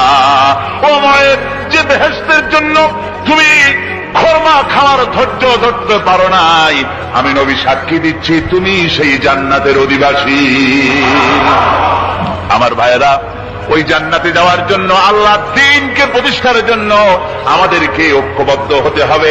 আল্লাহর দ্বীনের জন্য আল্লাহ নবীর যে আদর্শ, সে আদর্শ প্রতিষ্ঠার জন্য এগিয়ে আসতে হবে। যদি আমরা তা করতে পারি, আমরা সংখ্যায় কত, আমাদের অস্ত্র আছে কি নাই, আমাদের জনবল কত, আমাদের সৈন্যবল কত, এগুলি প্রশ্ন না। প্রশ্ন হচ্ছে ولا تهنوا ولا تحزنوا وأنتم الأعلون إن كنتم مؤمنين। কোনো ভয় নাই, কোনো চিন্তা নাই, যদি তোমরা মুমিন হও আমি আল্লাহ তোমাদেরকে বিজয়ী করবো। জোরে বলেন সুবহানাল্লাহ। মুসলমানেরা তো সেই জাতি, যাদের ময়দানে যখন মুসলমানদেরকে সাহায্য দরকার হয়েছে, আল্লাহ রাব্বুল আলামিন আকাশ থেকে ফেরেশতা নাজিল করেছে কিনা কোন? কবি বলছেন, ফিজায়ে বদরি पैदा कुन फरिश्ते तेरी नसरत को उतर सकते गर्दों से कतर अंदर कतार भी। বদরের মুসলমানদের মতো ঈমান যদি আজও তোমরা আনতে পারো, তোমাদের ভিতরে হয়ে যায়, তাহলে আল্লাহ রাব্বুল আলামিন তোমাদের জন্য কাতারে কাতারে ফেরেশতা তোমাদের জন্য নাজিল করে দিতে পারেন। তোমরা সেই জাতি, তোমরা সেই মুসলমান। ফিরে আসো ইসলামের দিকে, ফিরে আসো দ্বীনের দিকে, রাসূলের সঙ্গে মহব্বতটা জুড়ে দাও। কি মুহাম্মদ সি ওফাতুনে তু হাম তেরে হ্যাঁ, ये जहां चीज ही क्या लोहे कलम तेरे। মুহাম্মদ সাল্লাল্লাহু আলাইহি ওয়াসাল্লামের সঙ্গে তুমি যদি মহব্বতের সম্পর্ক স্থাপন করতে পারো, অনুসরণ আর অনুকরণের, তাহলে আকাশ আর জমিন তো দূরের কথা, লৌহ কলম পর্যন্ত আল্লাহ তোমার জন্য করে দিবেন। হযরত ইয়াকুব আলাইহিস সালাম কলিজার টুকরা সন্তান হযরত ইউসুফ আলাইহিস সালামের জন্য তার মনটা পাগল ছিল। এত সুন্দর করে আল্লাহ তারে বানাইছিলেন, এত তিনি ছিলেন সৌন্দর্যের পিরামিড, যারা দেখলে চোখ ফিরানো যায় না, এমন সুন্দর সুপুরুষ যারা দেখি সেই যুগের সুন্দরী যুবতী মেয়েরা রূপের মোহে পড়ে নিজেদের আঙ্গুলগুলি কেটে ফেলে দিয়েছিল। রূপের মোহে এমন অবশ হয়ে গেছে, আঙ্গুল কেটেছে, হাত কেটেছে, টের পায় নাই। আবার ভুল বুঝবেন না, দুনিয়ার সেরা সুন্দর পুরুষ ইউসুফ আলাইহিস সালাম, তা কিন্তু রাসূলের চাইতে বেশি নয়। হযরত উম্মুল মুমিনিন আয়েশা রাদিয়াল্লাহু তাআলা আনহা তিনি বলেছেন, যেই সব সুন্দরী রমণীরা ইউসুফ আলাইহিস সালামকে দেখে রূপের মোহে পড়ে নিজেদের আঙ্গুলগুলো কেটে ফেলেছিল, ওরা যদি আমার হাবিবকে দেখতো, ওরা যদি আল্লাহ রাসূলকে দেখতো, তাহলে হাত কাটতে কাটতে কোন ফাঁকেতে কলিজা কেটে ফেলে দিত, ওরা টের পেত না। আবার বন্ধুগণ, হযরত আইয়ুব আলাইহিস সালাম সন্তানের মায়া, অন্যান্য ভাইরা হিংসায় পড়ে গেল, তারা নিয়ে তাকে কুয়ায় ফেলে দিল। সেখান থেকে তারা একটা ছাগল বা কোনো পশু জবাহ করে তার রক্ত মাখাইয়া জামা এনে হাজির করে দিল। হযরত ইয়াকুব আলাইহিস সালামের সামনে যে তারে নিয়ে খেলা করতে গিয়েছিলাম, আমরা খেলায় লিপ্ত ছিলাম, বাগে খেয়ে ফেলাইছে। এগুলি কি গপ্প? এগুলি কি কোরআন? আল্লাহ পাক শোনাচ্ছে, বিশ্ববাসীকে শোনাইছেন। সূরা ইউসুফের চাইতে এত সুন্দর উপাখ্যান গোটা পৃথিবীতে আর নাই। সুবহানাল্লাহ। অনেকে ইউসুফ জুলাইখার কিসসা খুব মজা করে পড়ে, ফুর্তি করে, প্রেমের গল্প পড়ে। এটা কোনো প্রেমের গল্প নয়। ইউসুফ আলাইহিস সালাম, জুলাইখা ইউসুফ আলাইহিস সালামের জন্য কাঁদতে কাঁদতে চোখ কানা হয়ে গেছে। এরপর ইউসুফ আলাইহিস সালাম জুলাইখারে পাওয়ার জন্য পাগল হয়ে গেছে। নাউজুবিল্লাহ, এটা হয়নি কখনো। তিনি আল্লাহর পয়গম্বর, আর আল্লাহ কেমনে তারে বাঁচিয়েছেন? যখন জুলাইখা ঘরের ভিতরে সুন্দর করে যৌন উন্মাদনামূলক চিত্র অঙ্কিত করে ঘরের মধ্যে আটকায় দিয়েছে, তালা লাগায় দিয়েছে, আর নিজে যৌন দীপক কাপড় চোপড় পরেছে না পরার মতোই। সে যুগের সুন্দরী মেয়ে জুলাইখা। তার কুপ্রবৃত্তিকে চরিতার্থ করার জন্য আহ্বান করা হয়েছে। হযরত ইউসুফ আলাইহিস সালাম লক্ষ্য করে দেখলেন এমন জায়গায় এখান থেকে পালাবার তো পথ নাই, দরজা বন্ধ করে দিয়েছেন। তিনি শুধু তখন কেবলমাত্র আল্লাহ রাব্বুল আলামিনকে ভয় করলেন। আল্লাহকে ভয় করে আল্লাহর নাম নিয়ে যখন তালাবদ্ধ দরজার দিকে দৌড় দিয়েছেন, আল্লাহ রাব্বুল আলামিন আপন কুদরতে তালাগুলি খুলে দরজা তার জন্য উন্মুক্ত করে দিলেন। ইউসুফ আলাইহিস সালামকে ফালাই দিয়ে এভাবে করে কাপড় এনে দিল তার সামনে, রক্তমাখা কাপড় পেয়ে হযরত ইয়াকুব আলাইহিস সালাম সন্তানদের মুখে কাহিনী শুনে তিনি কি বললেন? কোরআনে কারীম তা কোট করেছে। তিনি চিক দিলেন না, ফাল দিলেন না, ফিট হয়ে পড়লেন না। তিনি বললেন, কলিজার টুকরা সন্তান তার মরার খবর শুনেছেন। তিনি বললেন কি? ফাসাবরুন জামিলুন ওয়াল্লাহুল মুস্তাআনু আলা মা তাসিফুন। আমি উত্তম সবর অবলম্বন করব। তোমরা যে কাহিনী রচনা করেছো এর বেলায় আমি আল্লাহর কাছে সাহায্য চাই। আমি উত্তম সবর অবলম্বন করব। আমার ভাইয়েরা, 11 ভাই মনে করেছিল ইউসুফ আলাইহিস সালামকে মরণ কুয়ায় ফেলাই দিছি। তারা তো ঠিক পায় নাই এটা মরণ কুয়া না, এটা হচ্ছে একটা সুড়ঙ্গ, যাকে ইংরেজিতে বলে টানেল। এটা এমন একটা সুড়ঙ্গ, ওরা মনে করেছে মরণ কুয়া, কিন্তু আল্লাহ রাব্বুল আলামিন এই কুয়াতে এমন বানালেন, ওরা একদিকে ফেলাই দিল মরণ কুয়ায়। এই কুয়ার আর এক মুখ দিয়া আল্লাহ রাব্বুল আলামিন ইউসুফ আলাইহিস সালামকে নিয়ে মিশরের সিংহাসনে বসায়া দিলেন। এটা মরণ কুয়া নয়, এটা রাজ সিংহাসনে বসার সুড়ঙ্গ পথ। ইউসুফ আলাইহিস সালাম আজ প্রেসিডেন্ট, সুবহানাল্লাহ, প্রেসিডেন্ট হয়ে বসে আছেন। ওদিকে কেনানে অভাব লেগে গেছে, সেখানকার মানুষেরা সাহায্য নিতে এসেছে। ওই 11 ভাইও আসছে। হযরত ইউসুফ আলাইহিস সালাম দেখেই চিনে ফেলেছে, ওরা কিন্তু তখনও ঠিক পায় নাই। হযরত ইউসুফ আলাইহিস সালাম চিনে ফেলেছেন। এখন কি করা উচিত?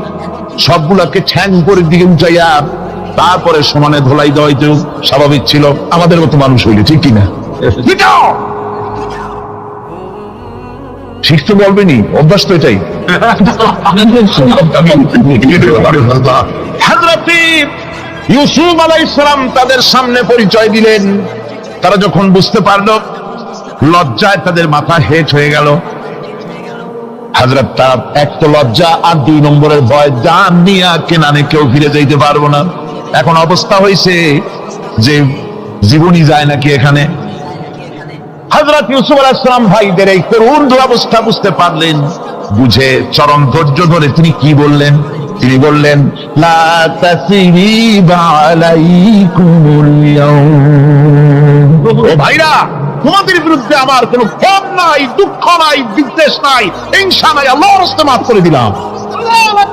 সুবহানাল্লাহ। এর নাম পয়গম্বর। এর নাম কি? পয়গম্বর। কিসের লেনিন, কিসের মার্কস? জওয়ানেরা, ভুল পথে মানুষ চলেছিল। আলহামদুলিল্লাহ, আল্লাহ এগুলারে ডাস্টবিনে ফেলাই দিছে। কারণ আলহামদুলিল্লাহ, আলহামদুলিল্লাহ। পয়গম্বর কারে বলে? কারে বলে পয়গম্বর? কি চরিত্র!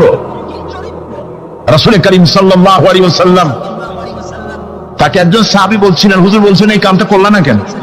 সাহাবী বললেন, হুজুর আপনি যদি চোখের ইশারায় বলতেন মুখ দিয়ে না কইয়া, তাও তো আমি কামটা করে ফেলতাম, আমি তো বুঝি নাই। হুজুর বললেন, চোখের ঠারে ঠারে কাজ করা নবুয়তের শান নয়। আল ওয়াদুহু ওয়াস সারাহা, নবীরা যা করেন তা ডাইরেক্ট, কোনো বক্রতা নাই, স্পষ্ট কথা। আমার ভাইরা, হযরত ইউসুফ আলাইহিস সালাম বিনিয়ামিনকে কাছে নিয়ে পরিচয় দিলেন তার ভাইদের সামনে। কোরআনে কারীম বলছে, ক্বালা আনা ইউসুফ ওয়া হাদা আখি قد من الله علينا إنه من يتقي ويصبر فإن الله لا يضيع أجر المحسنين। আমি ইউসুফ আর এই হচ্ছে আমার ভাই। আল্লাহ আমাদের উপর ইহসান করেছেন। প্রকৃতপক্ষে যারা আল্লাহকে ভয় করে এবং সবর ইখতিয়ার করে, আল্লাহ এভাবে তাদেরকে তাদের আমলকে নিষ্ফল হতে দেন না। আমার এই জামাটা নিয়ে যাও। হযরত ইয়াকুব আলাইহিস সালাম কলিজার টুকরা সন্তান ইউসুফ আলাইহিস সালামের বিরহ যন্ত্রণায় ছেলেকে কতদিন দেখে না, কাঁদতে কাঁদতে চোখ দুটো অন্ধ হয়ে গেছে। মিশর থেকে কেনানের দিকে জামা রওনা হয়েছে। কোথায় মিশর, কোথায় কেনান? জামা যখন রওনা হয়ে গেছে, হযরত ইয়াকুব বলতেছেন, আমি যেন আমার ইউসুফের গন্ধ নাকে পেতেছি। জামা চলে এলো, চোখের উপরে রাখলেন, আল্লাহ রাব্বুল আলামিন তাকে চক্ষুষ্মান বানায়া দিলেন। ভাইরা আমার, পয়গম্বরেরা সবর করে গোটা দুনিয়ার মানুষের সামনে দৃষ্টান্ত সেট করেছেন সবর করে ঘর। وأنفقوا مما رزقناكم من قبل أن يأتي أحدكم الموت। আমার রাস্তায় খরচ করো মৃত্যু আসার আগে। فيقول رب لولا أخرتني إلى أجل قريب। যদি মরার আগে না দাও, মৃত্যুর সময়, মৃত্যু যখন এসে গেল সেই সময় যদি বলো, অনুশোচনা যদি করো, আরে যদি আমি সময় পাইতাম, একটুখানি যদি সময় দিতে, আল্লাহ একটু সময় আমারে যদি দাও, ফাসাদদাকা ওয়া আকুম মিনাস সালিহিন, দান সদকা করব, সব আল্লাহর রাস্তা দিয়ে দেব, আর আমি সালেহ বান্দাদের মধ্যে শামিল হয়ে যাব। আল্লাহ একটু সময় আমারে দাও। আল্লাহ পাক বলছেন, ওয়ালাই ইউআখিরাল্লাহু নাফসান ইযা জাআ আজালুহা আল্লাহু খাবীরুম বিমা তা'মালুন। মৃত্যুর নির্ধারিত সময় আসলে এক সেকেন্ড আগে পাশে করা হবে না। সুতরাং মৃত্যুর আগে খরচ করো। আল্লাহ রাব্বুল আলামিন কোরআন শরীফের ভিতরে বলেছেন, আশ-শামসু ইয়ামবাগি লাহা আন তুদরিকাল কামারা ওয়ালাল লাইলু সাবিকুন নাহার ওয়া কুল্লুন ফি ফালাকি ইয়াসবাহুন। প্রবল জ্ঞানী হইবে যারা, আপন মনেতে বুঝিবে তারা, রাত্রি পারে না আগে যাইবার, দিনের স্থান করি অধিকার। চন্দ্র বাদে না সূর্যের গায়েতে, সূর্য পারে না চন্দ্রকে ধরিতে, যার যে স্থান বহাল রাখিয়া ভ্রমণ করিছে খোদাকে ধরিয়া। একটি নির্ধারিত সময় সীমা পর্যন্ত আপন আপন কক্ষপথে সব দৌড়াদৌড়ি করবে। কারো সাথে অ্যাক্সিডেন্ট হবে না কারো। ওয়াকুল্লুন ফি ফালাকি ইয়াসবাহুন, যা আছে মহাশূন্যে সব ঘুরতেছে। কে বলে? বলেন সবাই, কে বলছে? বলছেন, আম্মা হাসিবতুম আন তাদখুলুল জান্নাতা ওয়ালাম্মা ইয়া'লামিল্লাহুল্লাযীনা জাহাদু মিনকুম ওয়া ইয়া'লামাস সাবিরিন। তোমরা কি মনে করেছো এমনি বেহেশতে চলে যাবা? এটা কি মামু বাড়ির আবদার নাকি? এমনি বেহেশতে চলে যাবা? অথচ আল্লাহ রাব্বুল আলামিন এখনো দেখেন নিননি যে তোমাদের মধ্যে কারা জিহাদ করতে প্রস্তুত, কারা তোমাদের মধ্যে জিহাদ করে জান দেওয়ার জন্য প্রস্তুত আর কারা ধৈর্যধারী এটা তো আল্লাহ এখনো দেখে নেন নাই। সুতরাং যা হক এবং বাতিলের সংগ্রামে লিপ্ত হতে হবে। আল্লাহ দেখতে চান কারা জীবন দিতে চায়। সুতরাং ইসলামী আন্দোলনে যারা শরীক হবে তাদের বিপদ এবং মুসিবত দিয়ে আল্লাহ রাব্বুল আলামিন তাদের সাহসিকতা এবং ধৈর্যের পরীক্ষা নিবে। কোরআনে কারীম বলছেন, وَلَنَبْلُوَنَّكُمْ حَتَّى نَعْلَمَ الْمُجَاهِدِينَ مِنكُمْ وَالصَّابِرِينَ وَنَبْلُوَ أَخْبَارَكُمْ। অবশ্যই আমি তোমাদেরকে পরীক্ষার সম্মুখীন করব, আর তোমাদের মধ্যে সত্যিকার মুজাহিদ দৃঢ়তা অবলম্বনকারী কারা আমি তা দেখব। এটা যেন আমি দেখে নিতে পারি, সেই জন্য আমি বিপদ এবং মুসিবতের মধ্যে তোমাদের ফেলবো। ধৈর্যধারীদের উপরে আমার রহমত অবশ্যই থাকবে। আল্লাহ রাব্বুল আলামিন কোরআন শরীফের ভিতরে বলেছেন, আশ-শামসু ইয়ামবাগি লাহা আন তুদরিকাল কামারা ওয়ালাল লাইলু সাবিকুন নাহার ওয়া কুল্লুন ফি ফালাকিন ইয়াসবাহুন। প্রবল জ্ঞানী হইবে যাহারা, আপন মনেতে বুঝিবে তাহারা। রাত্রি পারে না আগে যাইবার, দিনের স্থান করি অধিকার। চন্দ্র বাদে না সূর্যের গায়েতে, সূর্য পারে না চন্দ্রকে ধরিতে। যার যে স্থান বহাল রাখিয়া ভ্রমণ করিছে খোদাকে ডরিয়া। একটি নির্ধারিত সময় সীমা পর্যন্ত আপন আপন কক্ষপথে সব দৌড়াদৌড়ি করবে। কারো সাথে অ্যাক্সিডেন্ট হবে না কারো। ওয়াকুল্লুন ফি ফালাকি ইয়াসবাহুন। যা আছে মহাশূন্যে সব ঘুরতেছে। কে বলে? বলেন সবাই, কে বলছে? কোন সূরা? সূরা ইয়াসিন। আবার শুনুন, আল্লাহ পাক ফয়সালা দিচ্ছেন ঘোরে কেডা? শুধু সূর্য ঘোরে না, শুধু চন্দ্র ঘোরে না, আল্লাহ মহাশূন্যে যা রেখেছেন সব ঘুরতেছে, সবই সন্তরণশীল, সব গতিশীল। সুতরাং ফয়সালা তো আল্লাহর কাছ থেকে নিতে হবে। পৃথিবী সৃষ্টি করেছেন, মানব গোষ্ঠী সৃষ্টি করেছেন এবং মানুষের প্রয়োজন মিটিয়েছেন। এই মানুষগুলিকে কে সৃষ্টি করেছে? মানুষ সৃষ্টির ব্যাপারেও দার্শনিকরা মানুষদেরকে বিভ্রান্ত করে। যা কলেজে বিশ্ববিদ্যালয়ে পড়ানো হয়, এই কোরআন শরীফ বিশ্ববিদ্যালয়ে পড়ানো হয়? হ্যাঁ হয়। কয়েকটা আয়াত, কয়েকটা সূরা পরীক্ষা পাস করার জন্য একটু একটু অপশনাল রেখে দেওয়া হয়েছে। বর্তমান যে শিক্ষা কমিশন, শামসুল হক শিক্ষা কমিশন রিপোর্ট মন্ত্রী পরিষদে অনুমোদন করেছে বর্তমান সরকার। এই শিক্ষানীতিতে বলা হয়েছে ক্লাস 1 থেকে নিয়ে ক্লাস 5 পর্যন্ত ধর্মীয় শিক্ষা দিতে দেওয়া হবে না। তাহলে ক্লাস 5 পর্যন্ত যদি ধর্মীয় শিক্ষা না থাকে, তাহলে ক্লাস 6-7 ওঠার পর আলিফ জাওরা বাজাবর বা আনাকুম জানাকুম ছেলেরা পড়বে, মেয়েরা পড়বে? আসল উদ্দেশ্য হলো ইসলাম থেকে জাতিকে দূরে সরাবার জন্য ষড়যন্ত্র। এই সরকারের প্রণীত শিক্ষানীতি আমরা মানি না। আপনারা মানেন?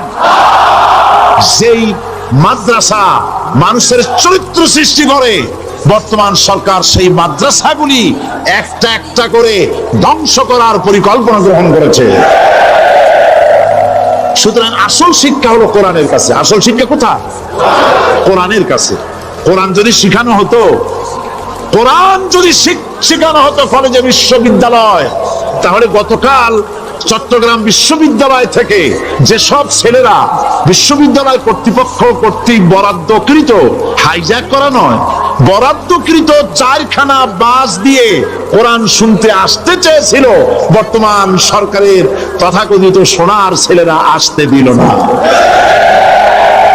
কোরআন যদি তারা পড়তো, তাহলে কোরআন শরীফ শুনতে তারাও আসতো। কপাল পোড়া। জোরে বলেন কি? আরো জোরে বলেন কি? কপাল পোড়া। সব ভালো লাগে, কোরআন ভালো লাগে না। এদেরকে শিখানো হয়েছে, আরে তোমরা তো মানুষ না। বলে আমরা কি? তো তোমাদের ডারউইন বাবাজি বলে নাই, শোনো নাই? কি বড় বড় তোমরা বুদ্ধি শুদ্ধি রাখো না। ডারউইন বলেছে, থিওরি অফ ইভলিউশনের মধ্যে বলেছেন মানুষ মানুষ না। বলে কি? মানুষ হলো বান্দর। কপাল পোড়া। কি কপালে লেখা থাকে? কাজে কামে প্রকাশ হয়ে যায়। ডারউইন বলল মানুষ মানুষ না, আলফ্রেড বললেন মানুষ হলো মানুষই ঠিক, তবে মানুষ হলো সেক্স সর্বস্ব জীব। সেক্স সমস্যার সমাধান করলে মানুষের সব সমস্যার সমাধান হয়ে যাবে। কার্ল মার্কস বললেন মানুষের পেট সর্বস্ব জীব, পেট সমস্যার সমাধান করে দিলে সব সমস্যা শেষ। আর ডারউইন বললেন মানুষ মানুষই না, মানুষ কি বলে বান্দর, ওরাং ওটাং শিম্পাজি আর ব্যাং থেকে মানুষের উৎপত্তি হয়েছে। আমি যখন জীবনের প্রথম শিম্পাজি দেখলাম, ওরাং ওটাং দেখলাম, তখন আমি মনে করেছি যে ডারউইন খামোখা ভুল করে নাই। এইটা দেখেই ও মনে করেছে যে এই হচ্ছে আমার মাতামহের গোষ্ঠী, এই হলো পিতামহের গোষ্ঠী। আপনারা একটু মাথা কাটায় চিন্তা করেন, মানুষ যদি বান্দর থেকে হবে, আজও বানর ফরেস্ট এরিয়া আছে কিনা বাংলাদেশে? চিল্লায় বলেন আছে কিনা? মানুষ যদি বান্দর থেকেই হবে, আপনারা কি কোনোদিন দেখেছেন যে একটা বান্দরের কোমর পর্যন্ত মানুষের মতো হয়ে সারছে? আর কিছুদিন গেলেই পুরো মানুষ হয়ে যাবে, গলা পর্যন্ত মানুষের মতো হয়ে গেছে, আর কদিন গেলেই মানুষ হয়ে যাবে। দেখছেন কখনো? আচ্ছা আপনারা বলেন, পাবদা মাছ আপনারা চট্টগ্রামে কি বলেন? পাবদাই বলেন। পাবদা মাছ দেখতে কি মাছের মতো লাগে? বোয়াল মাছের মতো। কোন পাগলে কি বলছে কথা যে বোয়ালের পূর্বপুরুষ পাবদা? পাবদাগুলি পুটি টুটি খাইয়ে খাইয়ে আস্তে আস্তে বোয়াল হয়ে গেছে, এ কথা কেউ বলে? আচ্ছা শোলের যে ছোট সাইজ, শোল মাছ, গজাল মাছ, এর যে ছোট্ট সাইজ ভর্তা করে খায়, শুটকি বানায় খায়, ওগুলোর কি বলে? টাকি মাছ। এই টাকি মাছ দেখতে শোল মাছের মতো। কেউ পাগলকে আজ পর্যন্ত বলেছে যে শোল মাছের পূর্বপুরুষ টাকি, টাকিগুলা সার মার খাইয়া আস্তে আস্তে শোলে পরিণত হয়ে গেছে? কেউ বলেছে? বলো। ডারউইন কয় বোতল খাইয়েছে এই মতবাদ লিখছে আল্লাহই ভালো জানে, যে বান্দরের থেকে মানুষ আবিষ্কার হয়েছে। নাউজুবিল্লাহ। এগুলি পড়ানো হয় কলেজে, বিশ্ববিদ্যালয়, তাই আমাদের সোনার ছেলেরা বান্দরামি করে। ওদের যদি পড়ানো হইতো তোমরা বান্দরের গোষ্ঠী নও, তোমরা মানুষ। মর্যাদা কার বেশি, বান্দরের না মানুষের? এই পৃথিবীর প্রথম মানুষকে আদম আলাইহিস সালাম। আদম হইছেন কি দিয়ে? মাটি দিয়ে। আল্লাহ রাব্বুল আলামিন যিনি মানুষ সৃষ্টি করেছেন, তিনি কোরআন শরীফের ভিতরে বলে দিয়েছেন, আমি প্রথমেই বলেছি আপনারা লক্ষ্য করুন, এই কোরআন তাবিজের কিতাব নয়, এই কোরআন তদবিরের কিতাব নয়, ঝাড়ফুঁকের কিতাব নয়। কোরআন হলো পৃথিবীর মানুষের জন্য কোড অফ লাইফ, পূর্ণাঙ্গ জীবন বিধান। সবকিছু আল্লাহ পাক কোরআনের ভিতরে বলে দিয়েছেন, কোন জিনিস বাদ দেন নাই।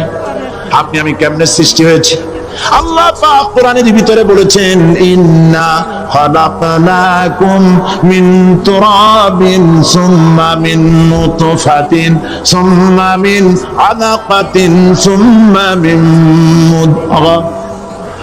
নিষ্প্রাণ মাটি দিয়ে তোমাকে উৎপন্ন করা হয়েছে, নিষ্প্রাণ মাটি উপাদান দিয়ে তোমাকে তৈরি করা হলো।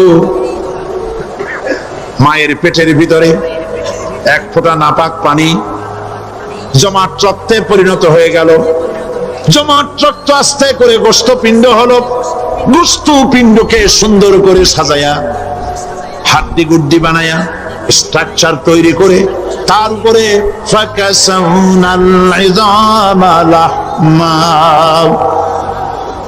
চামড়া দিয়ে গোস্ত দিয়ে সাজায়া সুন্দর করে বানালাম।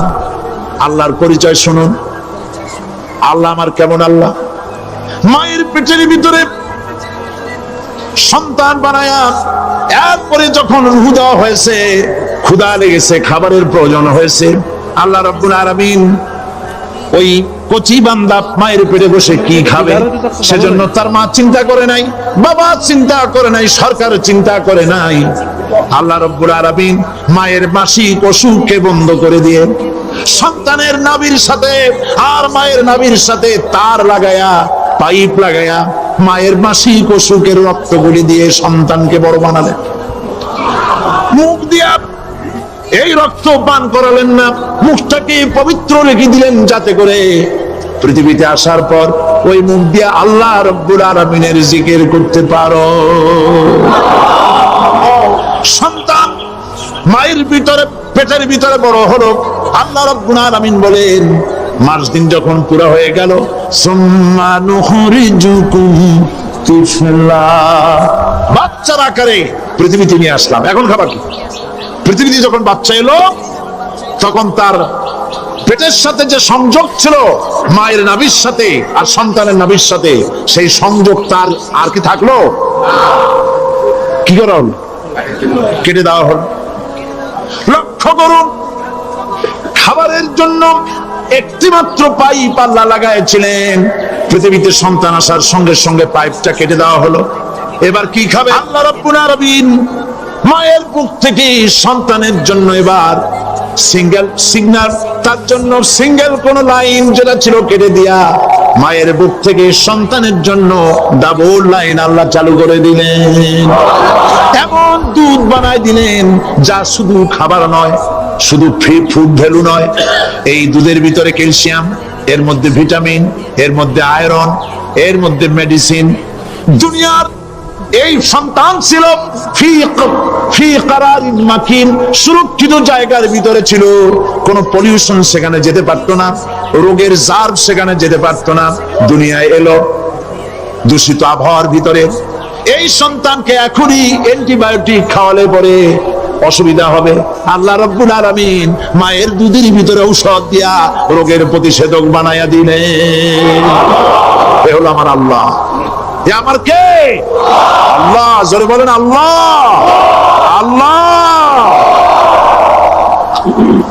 আল্লাহ রাব্বুল আলামিন মায়ের দুধ দিয়ে সন্তানকে বড় করলেন আর শোনায় দিলেন, খবরদার এই মায়ের সাথে, এই বাপের সাথে নাফরমানি করবি না।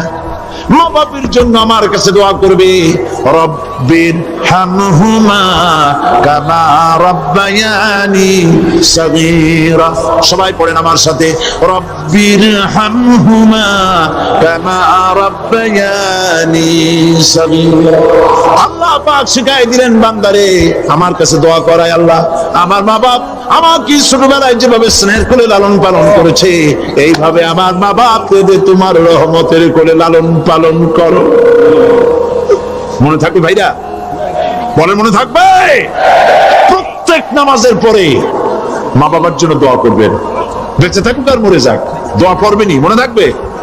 রব্বির হামহুমা কামা রাব্বায়ানি সাগীরা। আবার পড়েন, রব্বির হামহুমা কামা রাব্বায়ানি সাগীরা। আল্লাহ পাক মায়ের মর্যাদা এত বাড়াইছেন, সাহাবী প্রশ্ন করেছে, ইয়া রাসূলুল্লাহ খেদমত করব কার? হুজুর বলেন তোমার মায়ের, তারপরে কার? তোমার মায়ের, তারপরে কার? তোমার মায়ের, তারপরে কার? তোমার পিতার। বাপের চাইতে মায়ের মর্যাদা আল্লাহ 3 গুণ বাড়াইয়া দিলেন, 3 গুণ বৃদ্ধি করে দিলেন। হাদিস শরীফে এসেছে, হযরত আবী হুরায়রা রাদিয়াল্লাহু তাআলা আনহু রাসূলের কাছে এসে রাতের বেলায় কাঁদতেছিলেন। হুজুর প্রশ্ন করলেন, আবু হুরায়রা কাঁদো কেন? হযরত আবু হুরায়রা বলছেন, হুজুর মা আমাকে মেরেছে। তিনি প্রশ্ন করলেন, আচ্ছা মা তোমারে মারলো কেন? তুমি কি কোনো বেয়াদবি করছো? তিনি বললেন না। তবে মারলো কেন? হযরত আবু হুরায়রা বলেন, ইয়া রাসূলুল্লাহ আপনার খেদমত থেকে বাড়ি ফিরতে আমার দেরি হয়ে গিয়েছিল। গভীর রাতে যখন বাড়ি গেছি, মা আমাকে প্রশ্ন করলেন, বাবা দেরি হলো কেন, কোথায় ছিলি? তাম পৃথিবীর মানুষ যেই কদম মোবারক চুমু দিতে পারলে ধন্য হয়ে যায়, সেই আখিরি জামানার পয়গম্বর নবী মুহাম্মদ রাসূলুল্লাহ সাল্লাল্লাহু আলাইহি সাল্লামের দরবার থেকে আসতে আমার দেরি হয়ে গেছে। ইয়া রাসূলুল্লাহ আমার মা আপনার নাম শুনে তার গা জ্বলে উঠলো, তিনি কাফের মুশরিকা। আপনার নাম শুনে অগ্নি শর্মা হয়ে আমাকে ধরে পিটানো আরম্ভ করলেন আর বললেন, আবু হুরায়রা হয় মুহাম্মদ সাল্লাল্লাহু আলাইহি সাল্লামের বাড়ি ছাড়বি, নইলে আমার বাড়ি ছাড়বি, কি করবি বল? মার খেতে খেতে আমি বললাম, মা তোমার গায়ে যত শক্তি আছে আমারে মারো, তোমার বাড়ি শুদ্ধ, তাম দুনিয়াটা ছেড়ে দিতে পারি, মুহাম্মদ রাসূলুল্লাহর কদম মোবারক ছেড়ে দিতে পারি না। হুজুর আমার মা গলা ধাক্কা মেরে আমাকে বের করে দিয়েছেন। হুজুর বলছেন, আবু হুরায়রা মা তোমাকে মেরেছে আর আমার কাছে নালিশ করছো, আমি তোমার মায়ের কোনো বিচার করতে পারবো না। সুবহানাল্লাহ। এত বড় পাওয়ারফুল নবী, শানওয়ালা, ইজ্জতওয়ালি, বরকতওয়ালি, এত বড় নবী বলছেন মা মেরেছে, আমার করার কিচ্ছু নাই। সুবহানাল্লাহ। তোমার মা মুশরিকা হোক আর যাই হোক, তোমার মা। সুবহানাল্লাহ বলেন। আমার বন্ধুগণ, হযরত আবু হুরায়রা বলেন, ইয়া রাসূলুল্লাহ, মায়ের বিরুদ্ধে কোনো অভিযোগ নিয়ে আমি আপনার কাছে আসি নাই। হুজুর বললেন, কেন আসছো বলো খুলে। আবু হুরায়রা বলেন, হুজুর আমি জানি আপনি আল্লাহর দরবারে যদি কোনো ব্যাপারে হাত করেন আল্লাহ মঞ্জুর করে ফেলেন। আপনি দয়া করে আমার মার জন্য দোয়া করেন, আল্লাহ যেন হেদায়েত দিয়ে দেন। আমার নবীজি দুখানে হাত উত্তোলন করলেন, বললেন, আল্লাহুম্মা ইহদিহুমা আবি হুরায়রা, আয় আল্লাহ আমি দোয়া করতেছি আবু হুরায়রার মাকে হেদায়েত নসিব করো। হুজুর হাত তুলে মোনাজাত করছেন, আবু হুরায়রা দৌড় দিলেন বাড়ির দিকে। কয়েকজন সাহাবী হযরত আবু হুরায়রার জামা টেনে ধরেছে, এই ভদ্রলোক দৌড়ায় কেন? এত শান্ত মানুষ, কখনো গরম হয়ে কারোর সঙ্গে কথা বলে না। এই মানুষটা দৌড়ায় কেন? কোনো বিপদ হইল নাকি? জামা টেনে ধরে বলে, আবু হুরায়রা দৌড়াও কেন? হযরত আবু হুরায়রা বলেন, জামাত ছেড়ে দাও, কোনো বিপদ আমার হয় নাই, আমি দৌড়াইয়া বাড়ি যাই দেখতে চাই। আমি দৌড়াইয়া আগে বাড়ি যেতে পারলাম না, আমার নবীর দোয়া আগে আমার বাড়ি চলে গেছে, আমি এটা দেখতে চাই। হযরত আবু হুরায়রা দৌড়াতে দৌড়াতে বাড়ি চলে গেছেন। দরজায় নক করলেন, ভেতর থেকে আওয়াজ এলো, কে? তিনি বললেন, আমি আবু হুরায়রা। মা, দরজা খুলে দাও, আমি তোমার সন্তান। মা বললেন, বাবা অপেক্ষা করো, দরজা খুলতেছি। হযরত আবু হুরায়রা বলেন, মায়ের গলার আওয়াজের ভেতরে কুফরি কর্কশতা পেলাম না, মায়ের গলার আওয়াজের ভেতরে তাওহীদের নরমিয়াত পেলাম। আমার কাছে মনে হলো আমি আবু হুরায়রা বাড়ি আসার আগে নবীজির দোয়া আল্লাহর আরশে পৌঁছে গেছে। আবু হুরায়রা বলছেন, মা আমার কিছুক্ষণ পরে ঘরের থেকে বেরিয়ে এসেছেন, আমি দেখলাম মায়ের শরীর ভিজা, মাথার চুল দিয়া পানি টপকাচ্ছে। মা আমার বললেন, বাবারে তোমাকে মারার পর আমি নিদারুণ অনুশোচনায় পড়েছিলাম, মনে মনে ভাবলাম, মারে আমার সন্তান আমি কেন মারলাম? সে তো কোনো খারাপ কাজ করে নাই, কোনো খারাপ জায়গায় যায় নাই। এত ভালো মানুষ, যার সম্পর্কে লোকেরা খামোখাই মিথ্যা কথা বলে, এই ভালো মানুষটার কাছে গেছে, সেজন্য আমি মারলাম কেন? বাবা গো, আমি আমার ভুল বুঝতে পেরেছি, জীবনের ভুলও ধরা পড়েছে, আমাকে জলদি করে নিয়ে চলো বিশ্ব নবীর দরবারে। হযরত আবু হুরায়রার মা রাসূলুল্লাহর খেদমতে এসে ঘোষণা করলেন, আশহাদু আল্লা ইলাহা ইল্লাল্লাহ ওয়াহদাহু লা শারীকা লাহু ওয়া আশহাদু আন্না মুহাম্মাদান আবদুহু ওয়া রাসূলুহু। আমার ভাইরা, আল্লাহ রাব্বুল আলামিন মানুষ সৃষ্টি করে পৃথিবীতে পাঠিয়ে দিলেন, খাবারের ইন্তজাম করলেন, এগুলি সব আল্লাহর পরিচয়। আল্লাহরে চেনার জন্য বড় বড় কিতাব ঘাটা লাগে না, কিসমতে যদি থাকে দুই একটা দৃষ্টান্ত যথেষ্ট হয়ে যায়। সুবহানাল্লাহ, সুবহানাল্লাহ, দুই একটা দৃষ্টান্ত যথেষ্ট। আল্লাহ পাক সমস্ত সৃষ্টি জগৎকে তৈরি করলেন, সৃষ্টি করলেন, আর তাদের খাদ্যের ব্যবস্থা করলেন। কে করেছেন খাদ্যের ব্যবস্থা? খাদ্য দেন আল্লাহ। কিন্তু অহংকারী যারা, তারা বলে দেশের বাম্পার ফলনের জন্য সমস্ত কৃতিত্ব সরকারের। বলেন আস্তাগফিরুল্লাহ, বলেন নাউজুবিল্লাহ।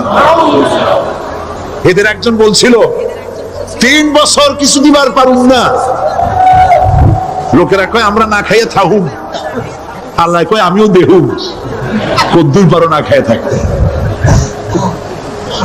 ফসল কে দেন? জোরে বলেন, কে দেন? বাম্পার ফসলের ফলনের দাবি সরকার করতে পারে না, এটা কুফরি, এটা শিরক। জমিনের ফসল কে দেন? আকাশের বৃষ্টি কার? পানি কার? সার কার? সব আল্লাহ পাক। আল্লাহ পাক কোরআন শরীফে বলেছেন, لئن شكرتم لأزيدنكم ولئن كفرتم إن عذابي لشديد।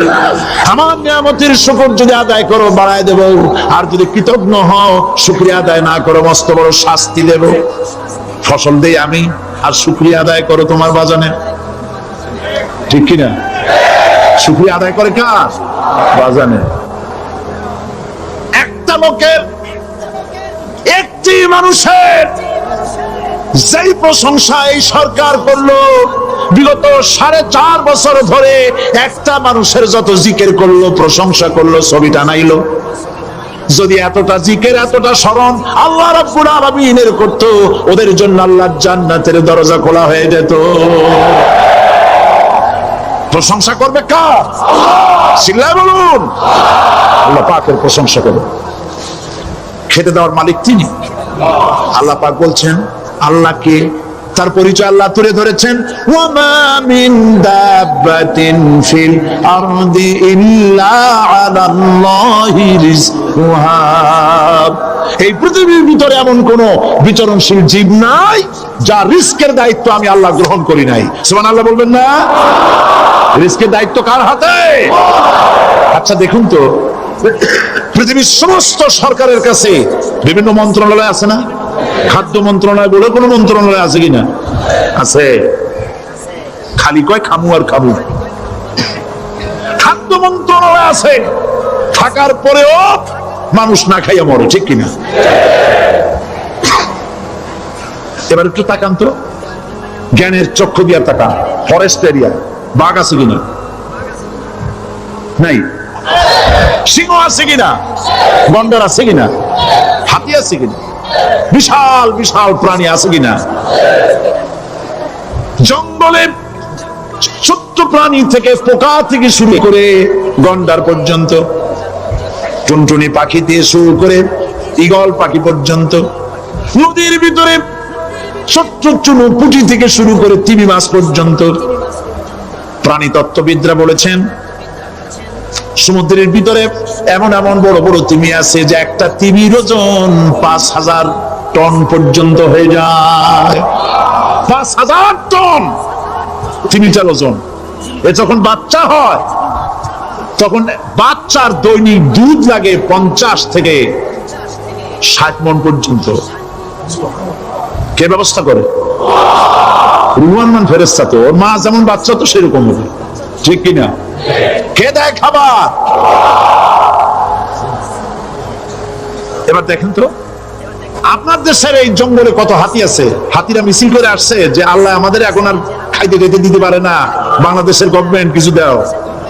আসছে না খাইয়া ক্ষুধার জ্বালায় হাতি মরেছে, বাঘ মরেছে, সিংহ মরেছে, এর কোন দৃষ্টান্ত আছে?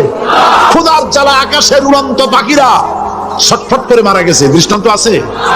নদীর মাছেরা ক্ষুধার জ্বালায় ভেসে উঠেছে, না খাইয়া মরে গেছে, দৃষ্টান্ত আছে? মহান আল্লাহ রাব্বুল আলামিন কোরআন শরীফের ভিতরে বলেছেন অনেক প্রাণী এমন আছে যারা তাদের খাদ্যকে সঞ্চয় করে না, খাদ্যকে জমা করে না, আহরণ করে না। সকাল বেলায় একটা খাবার খেলো, দুপুরে কি খাবে তার জানা নাই। শকুন পৃথিবীর মাঝি থেকে 3 মাইল উপরে ওড়ে, তার চোখকে আল্লাহ পাক এত তীক্ষ্ণ বানিয়ে দিয়েছেন। এই চট্টগ্রামের কোথায় মরা গরু আছে 3 মাইল উপর দিয়ে দেখতে পায়? সুবহানাল্লাহ করতে ইচ্ছে করে।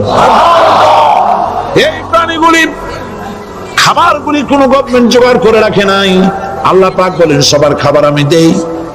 সকাল বেলায় সমস্ত প্রাণীগুলি, মহাশূন্যে পাখি, পানির ভিতরে মৎস্যরাজি, জঙ্গলের ভিতরে হিংস্র প্রাণী, পোকামাকড় থেকে শুরু করে সবগুলো খালি পেটে সব বেরিয়ে যায়, কারো কোনো খাবারের মজুদ নাই।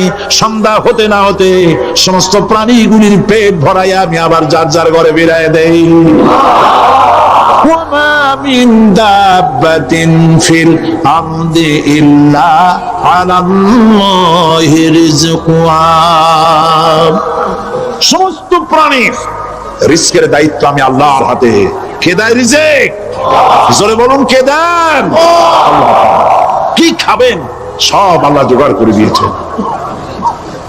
হযরতে ওমর, হযরতে উসমান রাদিয়াল্লাহু তাআলা আনহুমা তারা শহীদ হবেন কবে তার আগে হুজুর ভবিষ্যৎবাণী করছেন, তোমার উপরে একজন নবী, একজন সিদ্দিক আর দুইজন শহীদ আছে, পাহাড় থেমে যা। পাহাড় থেমে গেল, নবীজি ইন্তেকাল করেছেন, শহীদ হয়েছেন। এই খবর ছড়িয়ে গেল মদিনায়। মদিনা থেকে একটা মহিলা দৌড়াতে লাগলো, দৌড়াতে দৌড়াতে যখন ওহদের দিকে যাচ্ছে, লোকেরা তাকে জিজ্ঞেস করলো, মেয়ে লোক তুমি যাও কোথায়? বলে ওহ যেতেছি। লোকেরা বলছে ওহদে যে কোনো লাভ নাই, কারণ তোমার যে দুটি ছেলে এসেছিল জিহাদের ময়দানে, দুটো ছেলে শহীদ হয়েছে। মহিলা বলতেছেন, কে শহীদ হয়েছে শুনতে চাই না, তাড়াতাড়ি করে বলো আল্লাহর নবী কেমন আছেন। আবার অগ্রসর হয়েছেন, আরেকজন বলছে মহিলা যাও কই? বলে ওহদে যেতেছি। কোনো লাভ নাই, তোমার বাবা যে এসেছিলেন তিনি শহীদ হয়ে গেছেন। মহিলা বলছেন, কে শহীদ হয়েছে শুনতে চাই না, বলো নবীজি কেমন আছেন। দৌড়ে দৌড়ে নবীজির কাছে গিয়া নবীজির জীবিত চেহারা মুবারক দেখে বলছেন, ইয়া রাসূলুল্লাহ, আমার পিতা মরা শোক, আমার কলিজার টুকরা দুইটা সন্তান মরা শোক, সব আমি ভুলে গেছি। আল্লাহর নবী আপনি জীবিত আছেন, এটাই উম্মতের বড় পাওনা। নবীজি জিহাদ করেছেন, রক্ত দিয়েছেন, তার একটি মাত্র কারণ ছিল, জমিন হলো আল্লাহর, আইন চলবে কার? জোরে বলেন, জমিন আল্লাহর, আইন চলবে কার? আলা লাহুল খালকু ওয়াল আমর ইনিল হুকমু ইল্লা লিল্লাহ। জমিন আল্লাহ, আইন চলবে আল্লাহ। কারো বাপের আইন দিয়ে দেশ চলতে পারে না। আইন চলবে কার? আল্লাহ পাকের আইন দিয়ে দেশ চলবে। এটাই ছিল নবী করিম সাল্লাল্লাহু আলাইহি ওয়াসাল্লামের ইচ্ছা, আল্লাহ পাকের মানসা। সুতরাং ইসলাম হচ্ছে একটি বিপ্লব মতাদর্শ, যা সমগ্র পৃথিবীর সমাজ ব্যবস্থার আমূল পরিবর্তন করে নিজস্ব আদর্শ দিয়ে ঢেলে সাজাতে চায়। আর মুসলমান হচ্ছে সেই আন্তর্জাতিক বিপ্লবী দল যারা আল্লাহ রং দিয়ে দুনিয়াকে রাঙাতে চায়। আর এই উদ্দেশ্য হাসিলের জন্য ইসলামী দলের বিপ্লবী চেষ্টা সাধন এবং চূড়ান্ত শক্তি প্রয়োগের নামই হচ্ছে জিহাদ। এটার নাম কি? জিহাদ। ইহুদি, খ্রিস্টান, দুনিয়ার বিভিন্ন জাতি, তারা দেশ দখলের জন্য তারা যে লড়াই করে, এই লড়াইয়ের নাম দস্যুতা। এই লড়াইয়ের নাম কি? দস্যুতা। তারা দস্যু বৃত্তি করে দুনিয়ার ছোট ছোট দেশগুলিকে নিজেদের পদার্থ করার জন্য চেষ্টা চালায়। সুতরাং জিহাদের উদ্দেশ্য হবে মানব সমাজে আল্লাহর আইন চালু করা। কার আইন? আল্লাহর আইনকে চালু করা। এটাই হচ্ছে জিহাদের মূল উদ্দেশ্য। আর এই উদ্দেশ্যে যারা লড়াই করে, আল্লাহ পাক তাদের উপরে, তাদেরকে ভালোবাসেন, তাদের উপরে আল্লাহ পাক রহমত নাজিল করেন। যারা জিহাদ করে আল্লাহর দ্বীন কায়েমের জন্য, আল্লাহর দ্বীন প্রতিষ্ঠার জন্য, কোরআনের আইন চালু করার জন্য যারা লড়াই করে, তাদের জন্য আল্লাহ পাক রেখেছেন বিরাট নিয়ামত, বিরাট পুরস্কার দুনিয়া এবং আখিরাতে। তবে লড়াই করতে গিয়ে যুদ্ধের ময়দানে শাহাদাতের তামান্না সম্পর্কে রাসূলুল্লাহ বলেছেন, যার ভিতরে শাহাদাতের তামান্না নাই, মুনাফিকের মউত হবে। জিহাদের ইচ্ছাও নাই, মুনাফিকের মউত হবে। বলুন নাউযুবিল্লাহি মিন যালিক। এই মুনাফিকের মউত যেন আমাদের না হয়। জিহাদ, আপনারা কি জিহাদকে ভয় পান? রাসূলুল্লাহ বলেছেন,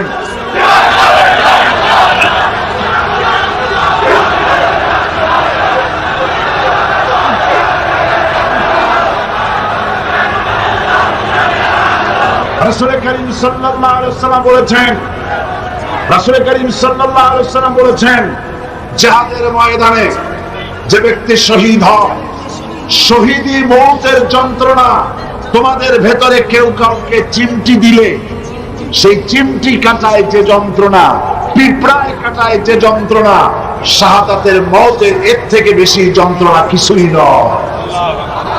তুমি দেখতেছো বোমায় পা উড়ে গেছে, মাথা উড়ে গেছে, নাড়ি বুড়ি বেরিয়ে গেছে, গুলিতে এফোর ওপর হয়ে গিয়েছে, ছটফট করছে, মনে করছে অনেক যন্ত্রণা। না, কোনো যন্ত্রণা নাই। এই মৃত্যু হচ্ছে সব থেকে সেরা মৃত্যু। এই মৃত্যুর একদিকে হচ্ছে দুনিয়া, শাহাদাত হচ্ছে সেতু। এই সেতু পার হলেই আল্লাহ রাব্বুল আলামিনের সঙ্গে দিদার নসিব হয়ে যাবে। হযরতে বুখারী শরীফে এসেছে, বুখারী শরীফে এসেছে রাসূল করিম সাল্লাল্লাহু আলাইহি ওয়াসাল্লামের হিজরতের পর আব্দুল উজ্জা নামক এক যুবক, 20 বছরের যুবক, এতিম, চাচার কাছে তিনি প্রতিপালিত হচ্ছিলেন। তিনি রাসূলের হিজরতের পর চাচার কাছে গিয়ে বলছেন, চাচা, মুহাম্মদ সাল্লাল্লাহু আলাইহি ওয়াসাল্লামের সম্পর্কে আপনার ধারণা কি? তো বলছে, তিনি তো শেষ নবী বলি তিনি বলেন, লোকেরাও বলে। আব্দুল উজ্জা বলছেন, আপনি কি মুসলমান হবেন? তিনি বলছেন, কখনোই না। ভাতিজা বলছেন, আমার তো ইচ্ছে ছিল আপনি মুসলমান হলে আমার জন্য ইসলাম কবুল করা সহজ হয়ে যায়। আপনি যখন ইসলাম কবুল করবেন না, তখন আপনাকে সাক্ষী রেখে আমি বলছি, আমি আর ধৈর্য ধারণ করতে পারছি না। আমি ঘোষণা করলাম, সাক্ষী আপনি থাকুন, আল্লাহকে সাক্ষী রেখে বলছি, আমি আর কাফের রইলাম না, আমি মুসলমান হয়ে গেলাম। লা ইলাহা ইল্লাল্লাহু মুহাম্মাদুর রাসূলুল্লাহ। জোরে পড়েন, লা ইলাহা ইল্লাল্লাহ, লা ইলাহা ইল্লাল্লাহ, লা ইলাহা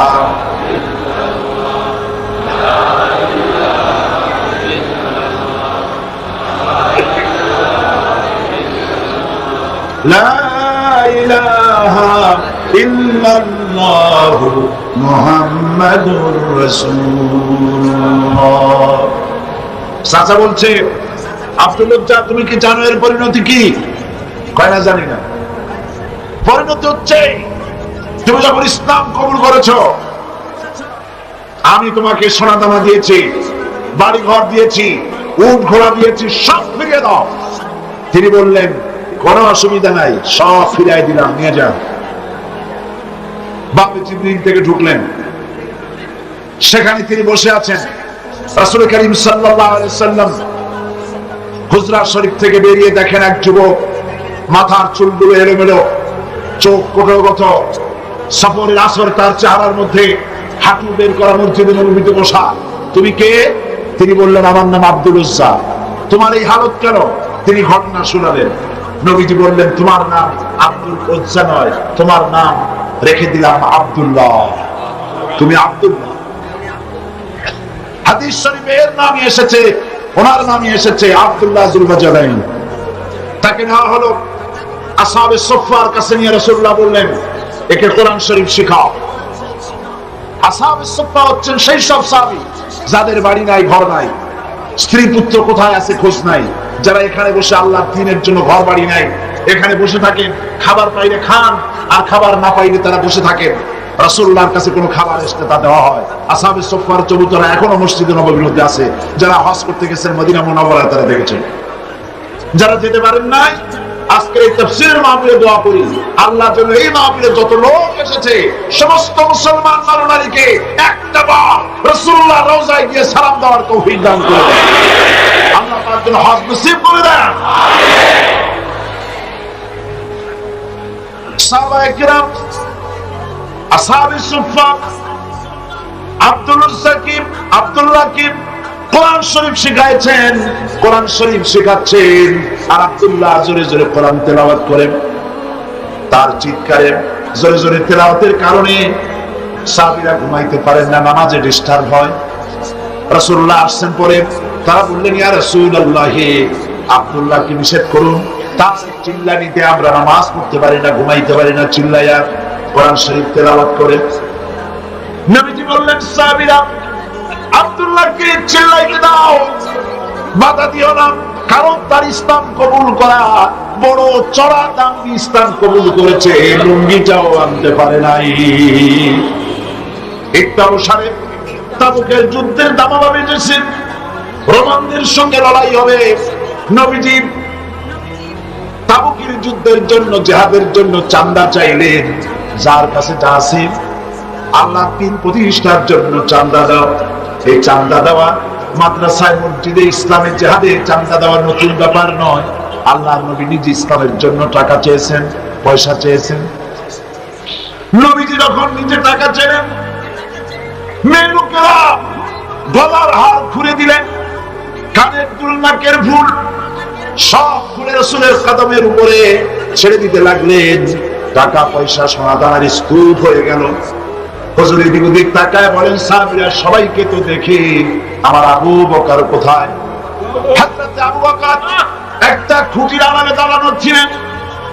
তাকে যখন হুজুর ডাকলেন, সিদ্দিক আকবর রাদিয়াল্লাহু তাআলা আনহু তিনি খামের আড়াল থেকে বেরিয়ে আসলেন, হাতে ছোট্ট একটা থলি।